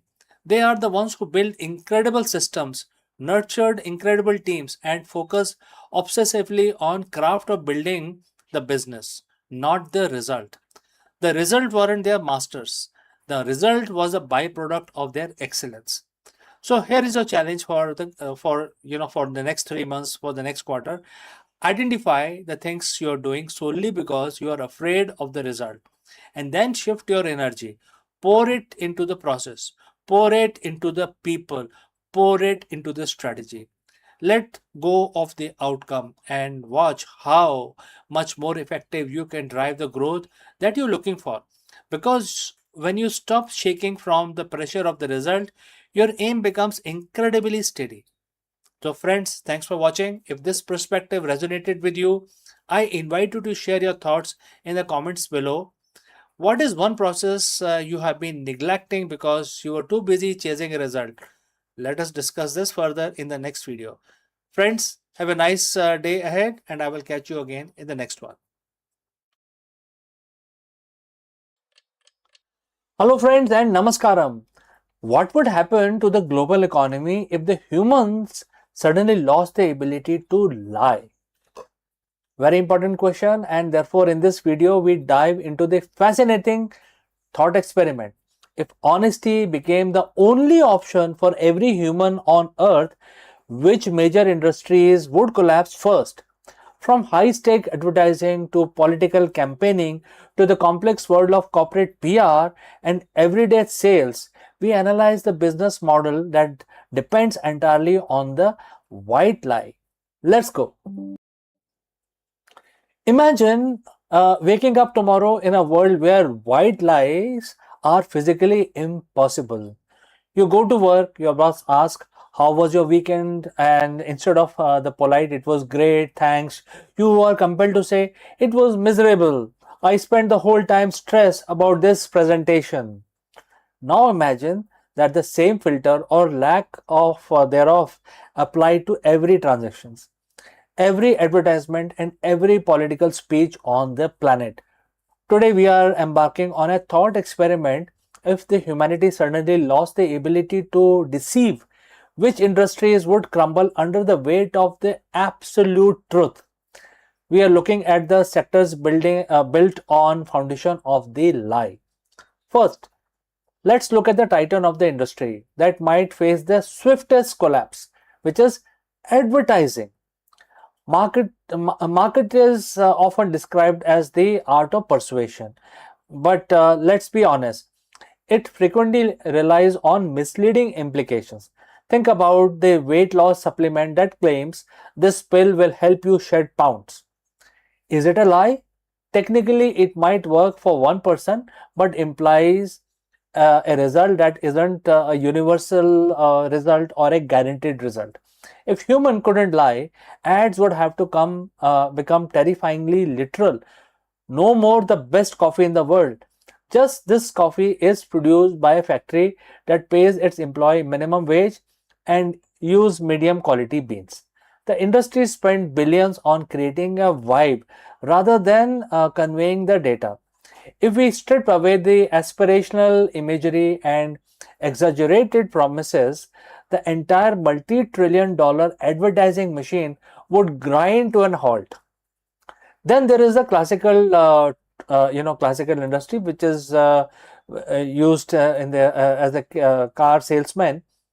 We have all heard the stories about the cars that is in perfect condition, right up until the moment it leaves the garage.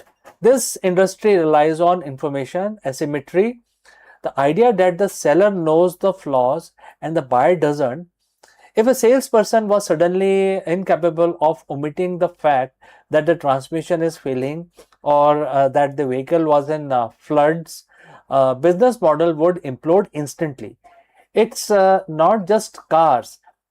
It's any business where the seller holds more information than the buyer. In a world of absolute truth, buyer beware disappears, replaced by seller forced to confess. Without the ability to bury the bad news, these transactions would become either brutally honest or non existent.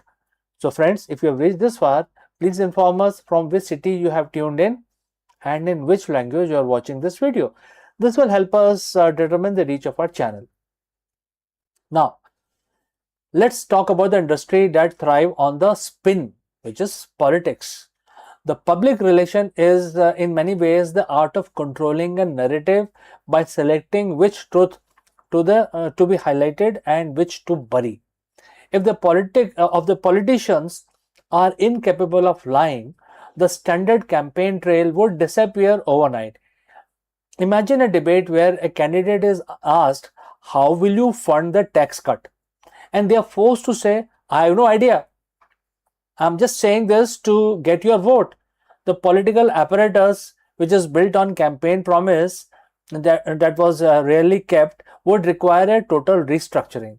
It wouldn't just be very embarrassing, it would be immediate crisis of legitimacy for governments worldwide. We have to touch on the corporate office too. The white lie is a grease that keeps the professional engine running. Your presentation was great. I will get right on that. Or it's not you, it is the company restructuring. Research shows that maintaining these lies take immense mental and physical energy. While honesty is generally better for our health and stress levels, our professional culture is built on a layer of social cushioning. If that layer vanishes, the HR department would be overwhelmed and the professional relationships would either shatter or become purely fictional, right? The office wouldn't be necessarily go bankrupt, but the culture of modern workplace would be unrecognizable. So if the marketing, used car sales, political campaigning are in the danger zone, what would survive then? The industry is based on hard facts and tangible value: engineering, scientific research, and logistics. When you are building a bridge, you cannot spin the structural integrity. The truth is forced upon by the gravity itself. The company would survive and thrive are the ones that have been selling truth all along. In a world without lies, transparency becomes the ultimate competitive advantage. Ultimately, a world without lie would be a world of radical efficiency, but it would also be incredibly painful. We rely on these little lies to maintain our social fabric. So, what do you think, friends? If we had to choose one industry to wipe off from the map of the earth, would it be advertisers, the politicians, or the car salesmen? Let me know in the comments below, and don't forget to subscribe for more deep dives into what if of our world. Thanks for watching. I will catch you again very soon. For years, Anthropic Claude was known for as a conversational powerhouse on AI that could reason, that could assist, and also solve the complex tasks. But today, in 2026, the company has decided to redraw the boundaries of creativity. With the debut of Claude Design, Anthropic actually has stepped boldly into the visual arena, and where it offers the tool that transform and to the plain language into a polished and presentation prototype and marketing visual. This is not just another AI feature, but it is reimagination of how the idea takes shape. No templates, no plain canvases, just words flowing into images. For entrepreneurs, for educators, and the creators, Claude Design promises speed and accessibility. And for a design industry, it raises the questions about the originality and artistry, and the role of human imagination in the era of machine learning, machine marketing, visual. So let's find out more about this. Chicago की ठंडी हवाओं के बीच भारतीय संस्कृति की गर्माहट से जगमगाता है Hindu temple of greater Chicago. ये केवल ईंट पत्थर से बना मंदिर नहीं, बल्कि प्रवासी भारतीयों की आस्था, परंपरा और आत्मा का जीवंत प्रतीक है। यहाँ की घंटियां जो गूंजती हैं वो हमें भारत की मिट्टी की याद दिलाती हैं, और स्वामी विवेकानंद की मूर्ति हमें उस ऐतिहासिक क्षण की ओर ले जाती है जब उन्होंने 1893 में शिकागो के विश्व धर्म सम्मेलन में भारत की आध्यात्मिक धरोहर का परिचय दिया था। आज 2026 में ये मंदिर न केवल पूजा का स्थल है, बल्कि भारतीय समुदाय जो कि अमेरिका में स्थित है, वहाँ के समुदाय की एकता, संस्कृति और विवेकानंद के विचारों का वैश्विक केंद्र बन चुका है। इसकी भव्य वास्तुकला, विशाल गोपुरम और शांत वातावरण हर आगंतुक को एक संदेश देता है और धर्म और आध्यात्म सीमाओं से परे ले जाता है। चलिए जानते हैं उसके बारे में कुछ और। Hindu temple of greater Chicago America में भारतीय संस्कृति और अध्यात्म का एक जीवंत प्रतीक है। यह मंदिर न केवल पूजा अर्चना का स्थल है, बल्कि भारतीय समुदाय की पहचान और स्वामी विवेकानंद के विचारों का वैश्विक केंद्र भी बन चुका है। इस मंदिर की स्थापना का विचार 1970 के दशक में भारतीय प्रवासी समुदाय ने किया और 1977 में इसकी नींव रखी गई और 1980 के दशक में लमेंट और इलिनॉय में 18 एकड़ भूमि पर इसका निर्माण आरंभ हुआ। 1986 में राम मंदिर का उद्घाटन हुआ और बाद में शिव जी और गणेश जी और दुर्गा माता के लिए भी मंदिर बनाए गए। ये मंदिर धीरे धीरे भारतीयों के लिए सांस्कृतिक और आध्यात्मिक केंद्र बन गया है। अगर उसकी वास्तुकला की बात करें तो राम मंदिर का निर्माण दक्षिण भारत की चोल शैली में हुआ है और इसका विशाल गोपुरम, जिसको प्रवेश द्वार कहा जा सकता है, वो भी चोल शैली में बनाया गया है। Hindu temple of greater Chicago की भव्यता इसमें आप देख सकते हैं और दक्षिण भारतीय शैली का ऊंचा गोपुरम लगभग 80 फुट ऊंचा है और दूर से ही श्रद्धालुओं को आकर्षित करता है। शिव जी, गणेश जी, दुर्गा माता का जो मंदिर है वो कलिंग शैली में बना है। उत्तर भारतीय शैली का सफेद संगमरमर शिखर पर है, सामने कमल और ताल हैं और मंदिर भी है। मंदिर के आसपास बहुत भव्य बगीचे हैं तथा पीछे की तरफ पहाड़ी पर स्वामी विवेकानंद की प्रतिमा है। दोनों मंदिरों को जोड़ने वाला जो प्लेस है वो सामुदायिक केंद्र, सांस्कृतिक कार्यक्रमों का स्थल है जहां पर उत्सवों का भी आयोजन किया जाता है। मंदिर परिसर प्रकृति सौंदर्य से घिरा हुआ है, जिससे यहाँ आने वालों को शांति और आध्यात्मिक ऊर्जा का अनुभव होता है। बाईं ओर भगवान राम, सीता जी और लक्ष्मण और हनुमान जी की मूर्तियां हैं और मध्य में भगवान शिव जी, पार्वती और गणेश जी की अलौकिक उपस्थिति है। और अगर थोड़ा आगे बढ़े तो दाईं ओर माँ दुर्गा का और भगवान वेंकटेश्वर का की जो भव्य प्रतिमाएं हैं यहाँ पर। और पूरे जो वातावरण को पुष्पमालाओं, दीपों से सजे रहती हैं और सुनहरी तोरण से मंदिर को और सजाया जाता है और ये देवालय मंदिर की आत्मा को सारी सजावट इसे जीवंत कर देती है। अगर माना जाए कि आज के युग में इस मंदिर का महत्व क्या है तो आज 2026 में यह मंदिर भारतीय प्रवासी समुदाय का केंद्र है। यहाँ दीपावली, नवरात्रि, जन्माष्टमी, रामनवमी जैसे बड़े पर्व बड़े उत्साह से मनाए जाते हैं।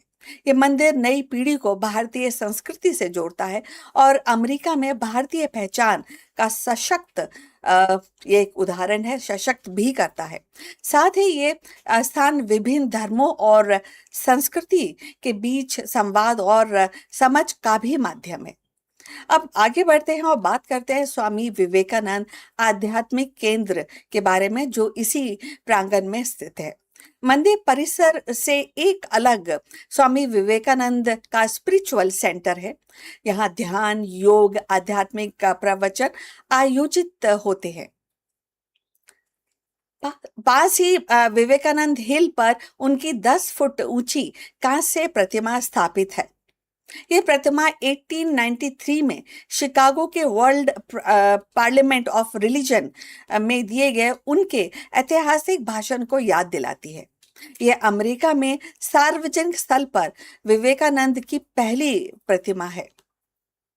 19 आगे बढ़ते हैं और 2026 में ये केंद्र युवाओं और प्रवासियों के लिए प्रेरणा का स्रोत है और विवेकानंद के विचार जो कि बहुत ही प्रोफाउंड है, उठो जागो और लक्ष्य को प्राप्ति तक एक्चुअली मत रुको, ये बहुत ही ज्यादा एक हाँ, तो आगे बढ़ते हैं। हम बात कर रहे थे कि जो विवेकानंद की अ, जो सीख है उसके बारे में। उन्होंने ये भी कहा कि सेवा ही धर्म है। विवेकानंद ने सिखाया कि मानवता की सेवा ही ईश्वर की सच्ची पूजा है। उन्होंने कहा जितना तुम दूसरों के लिए करोगे उतना ही तुम्हारा जीवन महान बनेगा। और युवाओं के लिए बहुत ही प्रेरणादायक उनके विचार थे, जो बहुत ज़्यादा आजकल सार्थक है। उन्होंने युवाओं को राष्ट्र निर्माण का आधार बताया। उनका विश्वास था कि यदि युवा जाग जाएंगे तो भारत फिर से विश्व गुरु बन सकता है। और अगर बात करें तो धर्म के बारे में उनका क्या कथन है, वे कहते थे कि धर्म का अर्थ केवल पूजा नहीं बल्कि आत्मा की शक्ति को पहचानना। उन्हें सभी धर्मों में समानता और सहिष्णुता का संदेश भी दिया है। और शिक्षा का उद्देश्य बहुत जरूरी है जानना जब हम विवेकानंद के बारे में बात करते हैं। विवेकानंद के अनुसार शिक्षा का लक्ष्य ज्ञान प्राप्त करना सिर्फ नहीं है बल्कि चरित्र निर्माण करना भी है। उन्होंने कहा शिक्षा वह है जो मनुष्य को आत्मविश्वास और साहसिक बनाए। इसके अलावा उन्होंने स्त्री सम्मान और समानता पर अधिक जोर दिया। उन्होंने महिलाओं को समाज की रीढ़ की हड्डी कहा और उनके उत्थान के लिए बहुत सारी बातें कही। और राष्ट्र निर्माण से उस स्त्री उत्थान को उन्होंने जोड़ा। Hindu temple of greater Chicago, जैसे कि पहले बताया गया, कि पूजा का स्थल नहीं है बल्कि भारतीय सांस्कृतिक अध्यात्म और स्वामी विवेकानंद के विचारों का भी वैश्विक केंद्र है। 2026 में ये मंदिर भारतीय समुदाय को एकजुट करता है, नई पीढ़ियों को अपनी परंपराओं से जोड़ता है, दुनिया को संदेश देता है कि धर्म और अध्यात्म सीमाओं से परे हैं। और यदि आप यहाँ तक पहुंच चुके हैं तो कृपा करके बताइए कि आप किस शहर से हमसे जुड़े हैं। इससे हमें अपने चैनल की पहुंच को समझने में मदद मिलेगी। अब आगे बढ़ते हैं अपनी चर्चा की तरफ। Hindu temple of greater Chicago की सफलता केवल उसकी भव्य और आध्यात्मिकता नहीं है बल्कि उसके सुचारू प्रबंधन और समर्पित लोगों में भी निहित है। इस मंदिर का संचालन भारतीय प्रवासी समुदाय के स्वयं सेवकों और प्रबंधन समिति द्वारा किया जाता है। समिति में विभिन्न पृष्ठभूमि के लोग शामिल होते हैं। व्यवसायी हैं, शिक्षक हैं, इंजीनियर हैं, सामाजिक कार्यकर्ता हैं, जो अपने समय और संसाधन मंदिर की सेवा में लगाते हैं। मंदिर का प्रबंधन केवल पूजा पाठ तक सीमित नहीं है बल्कि इसमें सांस्कृतिक कार्यक्रमों का आयोजन, शिक्षा और योग कक्ष की क्लासेस की व्यवस्था तथा सामुदायिक सहयोग को भी शामिल किया गया है। यहाँ बड़े उत्सव और आयोजन में सैकड़ों स्वयं सेवक सक्रिय रहते हैं, जो भोजन, सुरक्षा, यातायात और अतिथियों को देखभाल करने में अपना सहयोग देते हैं। अब आगे बढ़ते हैं, बात करते हैं फिर और दोबारा से स्वामी विवेकानंद आध्यात्मिक केंद्र का संचालन के बारे में। ये भी एक विशेष रूप से किया जाता है। यहाँ पे प्रशिक्षित लोग इसका संचालन देखते हैं। यहाँ ध्यान, योग और सत्रों के लिए शिक्षक, प्रवचन के लिए विद्वान और आयोजनों के लिए समर्पित कार्यकर्ता जुड़े रहते हैं। ये केंद्र युवाओं को विवेकानंद के आदर्शों से जोड़ने का प्रयास करता है और उन्हें जीवन में अनुशासन, आत्मविश्वास और सेवा की भावना सिखाता है। 2026 में ये मंदिर और इसका प्रबंधन भारतीय समुदाय की एकता और सहयोग का उदाहरण है। यहाँ पर हर व्यक्ति अपनी भूमिका निभाता है। कोई दान देता है, कोई समय देता है, तो कोई सेवा करता है। यही सामूहिक प्रयास इस मंदिर को जीवंत और प्रभावशाली बनाते हैं। और अंततः Hindu temple of greater Chicago केवल धार्मिक स्थल नहीं है बल्कि एक सुव्यवस्थित संस्था है। और यहाँ पर जो लोग हैं वो डेफिनेटली संस्कृति और विवेकानंद स्वामी के विचारों को विश्व भर में फैलाने का कार्य करते हैं। हम अपनी चर्चा के अंत तक पहुंच चुके हैं। यदि आप इस मंदिर के बारे में आपने सुना है या यहाँ पर दर्शन के लिए गए हैं, तो कृपा करके अपनी सोच और तस्वीरें टिप्पणी बॉक्स में साझा कीजिए, कमेंट बॉक्स में हमसे शेयर कीजिए। साथ ही स्वामी विवेकानंद की शिक्षाओं पर आपने कुछ अनोखे विचार हैं तो उनको भी हमें लिख भेजिए। इसके अलावा कृपा करके हमारे चैनल और को लाइक एंड सब्सक्राइब करना मत भूलिए। तो आपसे फिर मुलाकात होगी बहुत जल्द, तब तक के लिए विदा। Before the robotic arms and AI entered the operation theater, a healer in ancient India was already reshaping the future of medicine. Sushruta, the legendary father of surgery, carved his legacy not with the medicines but with wisdom, precision, and compassion. In Sushruta Samhita, he described rhinoplasty, cataract surgery, and anatomy with astonishing details. Centuries ahead of his time, and in today 2026, as medicine balance in innovation with ethics, his voice echoes across the millennia. Let's find out more about him.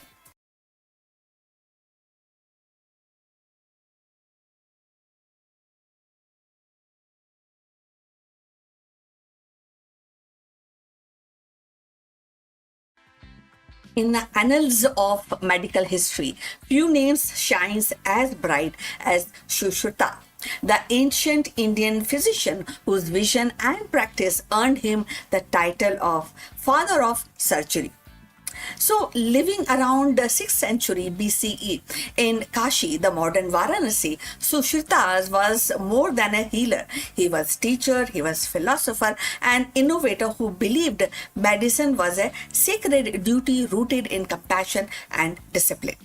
His legacy, preserved in Sushruta Sahita, continues to resonate even in 2026 as the world seeks balance between cutting edge technology and holistic care. Sushruta Samhita is monumental text spanning 186 chapters covering surgery, anatomy, pharmacy and pediatrics, taxology and prevention medicines.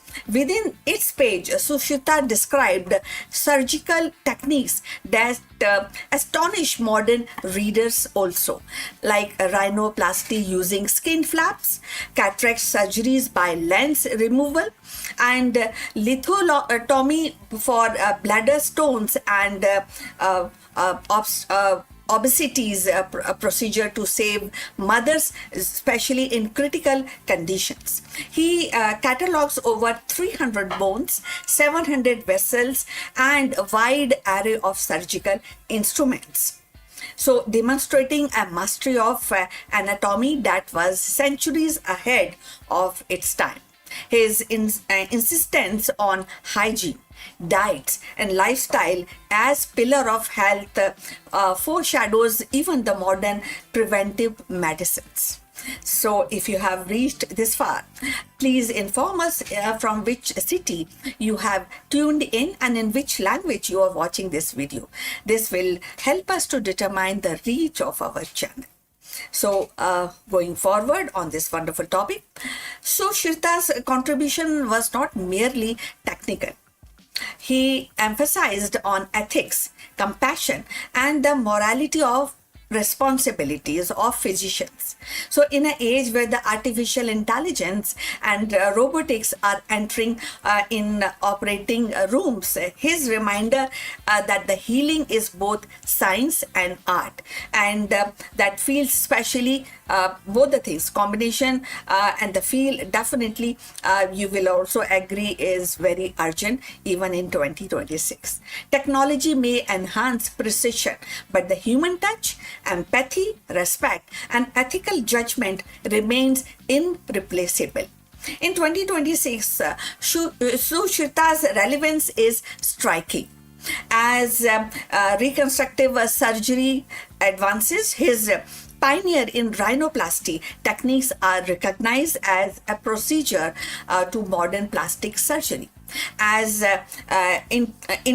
integrative medicines gains traction, his holistic approach, combining such surgery with Ayurveda, diets, and lifestyle, offers a model for sustainable healthcare.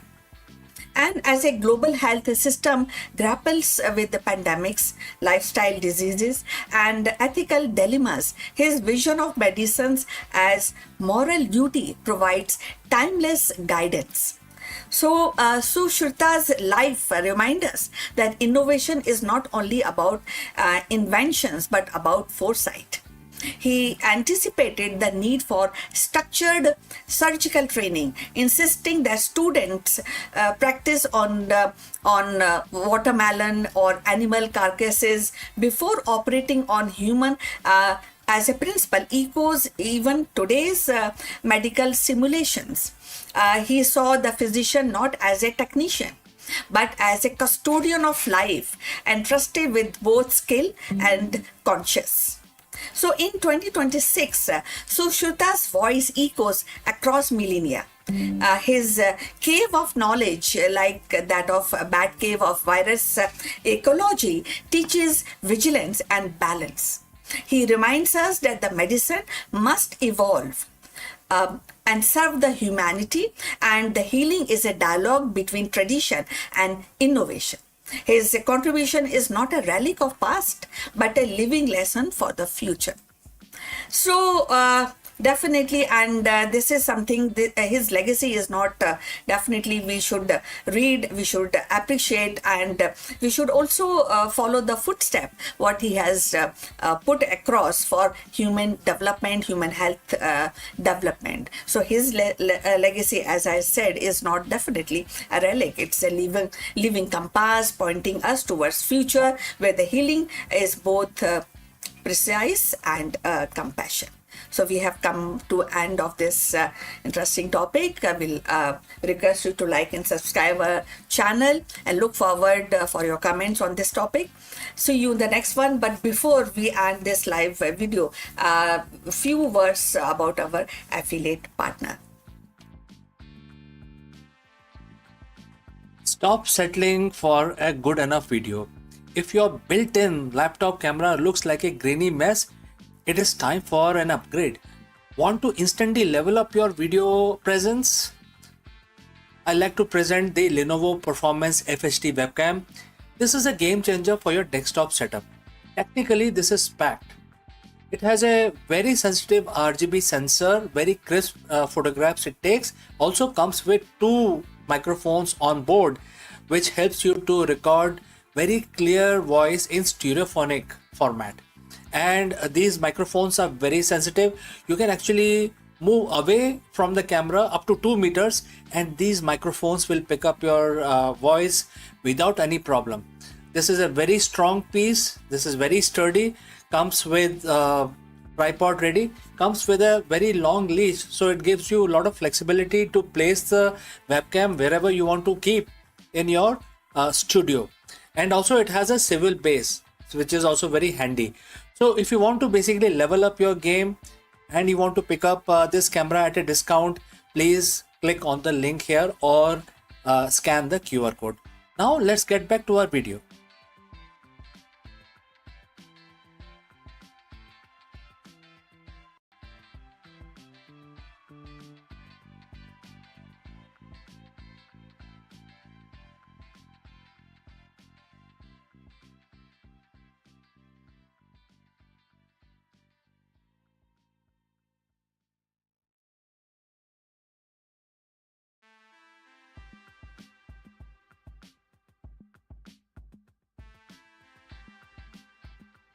What if the universe grand finale isn't millions of years away, but lurking closer than we dare to imagine? Quantum physics, with its razor-sharp recalculation, is rewriting the cosmic script, hinting that the end of the everything may arise sooner than our star-lit dreams allow. In this dance of particles and probabilities, the cosmos itself trembles and reminding us that the existence is not eternal but executively fragile. So let's find out more about this. For centuries, humanity has gazed into the night sky, wondering not only how the universe began, but how it might end. Now, theories have ranged from eternal expansion to a cyclic rebirth, and each shaped by mathematics of cosmology and the evolving lens of physics.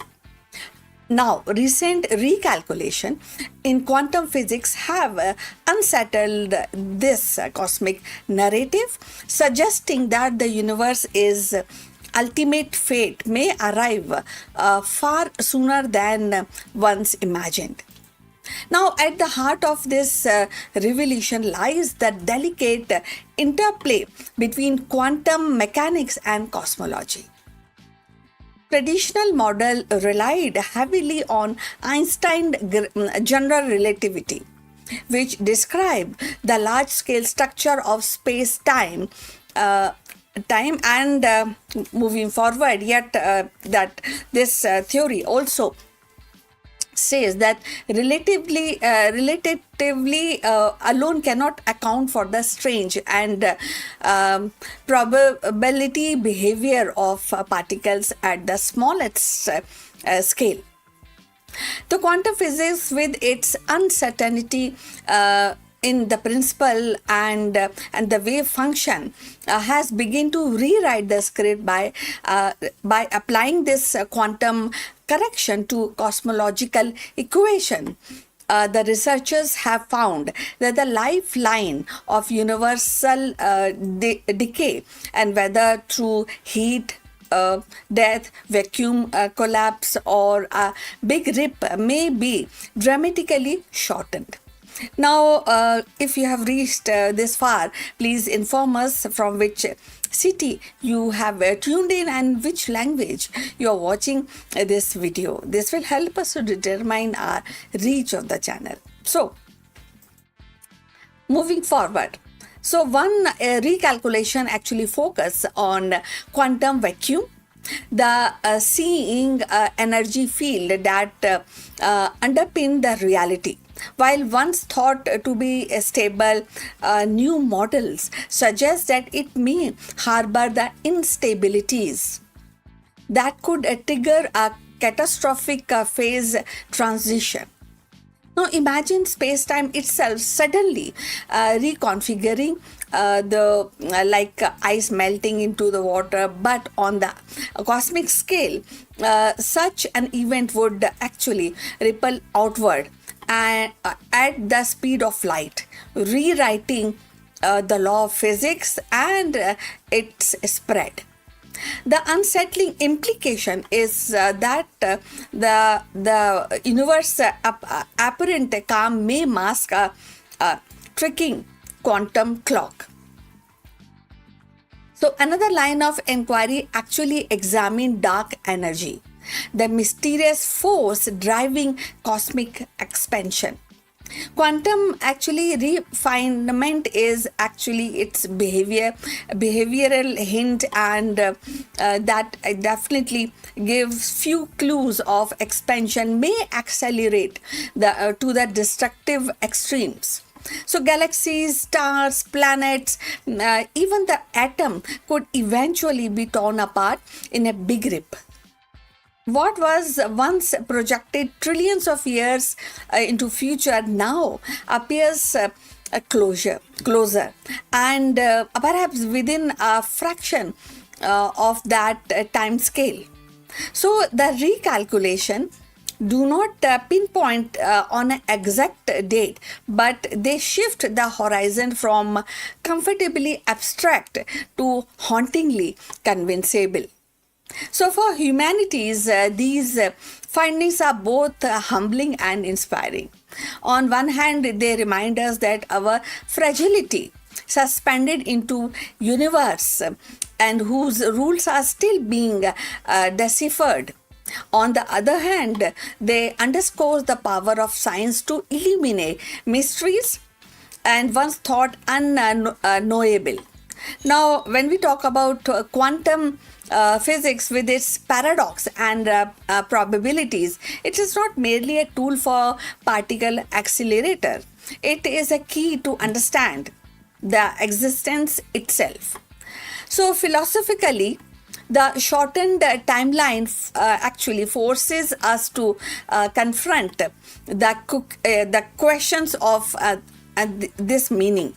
And if the universe is finite and its end nearer than expected, what does that imply for human behavior, human hard work, and human endurance? Some argue that it heightens the urgency of exploration and compelling us to seek new worlds and new knowledge while the time remains. The other see is as a call to cherish the present and to recognize the fleeting beauty of existence and against the backdrop of cosmic impairments or kind of deletion of the existence. Now, in the end, the recalculation do not spell say, or it doesn't give a kind of an impression of doom. So much so they also expand the perspectives in all the scenarios. The universe may be more fragile, more dynamic, and more unpredictable, but we imagine, that's what we imagine, and yet within that uncertainty lies wonder. So you will also agree in this concept. To live at the moment with the quantum physics reshapes our understanding of cosmos and is to stand at the edge of revelation. And the stars above are not merely distinct light, they are the markers of stories whose ending may be closer but earlier as we thought. But this meaning is also ours to write and rewrite our future ahead. So the cosmos whisper of sobering truth and the and may be actually distinct abstraction, but the horizon inches closer with each quantum click and each quantum tick which is happening. Yet within this fragile countdown lies a greatest gift, the chance to marvel, to discover, and to create meaning in the fleeting brilliance of existence. The universe may be finite, but wonder is infinite, and so is a human spirit to explore more, and it is our to carry until the very last of star fades. That's what the exploration, the zeal of living ahead, or finding more finite and or infinite brilliances and in life and in cosmos ahead. So we have come to the end of this video, and thanks for watching. We look forward for your comments on this topic, and please like and subscribe our channel. We'll see you in the next one. But before we end, few words from our affiliate partner. Stop settling for a good enough video. If your built-in laptop camera looks like a grainy mess, it is time for an upgrade. Want to instantly level up your video presence? I like to present the Lenovo Performance FHD webcam. This is a game changer for your desktop setup. Technically, this is packed. It has a very sensitive RGB sensor, very crisp photographs it takes. Also comes with 2 microphones on board, which helps you to record very clear voice in stereophonic format. And these microphones are very sensitive. You can actually move away from the camera up to 2 meters, and these microphones will pick up your voice without any problem. This is a very strong piece. This is very sturdy. Comes with tripod ready. Comes with a very long leash, so it gives you a lot of flexibility to place the webcam wherever you want to keep in your studio. and also it has a civil base, which is also very handy. So if you want to basically level up your game and you want to pick up this camera at a discount, please click on the link here or scan the QR code. Now let's get back to our video.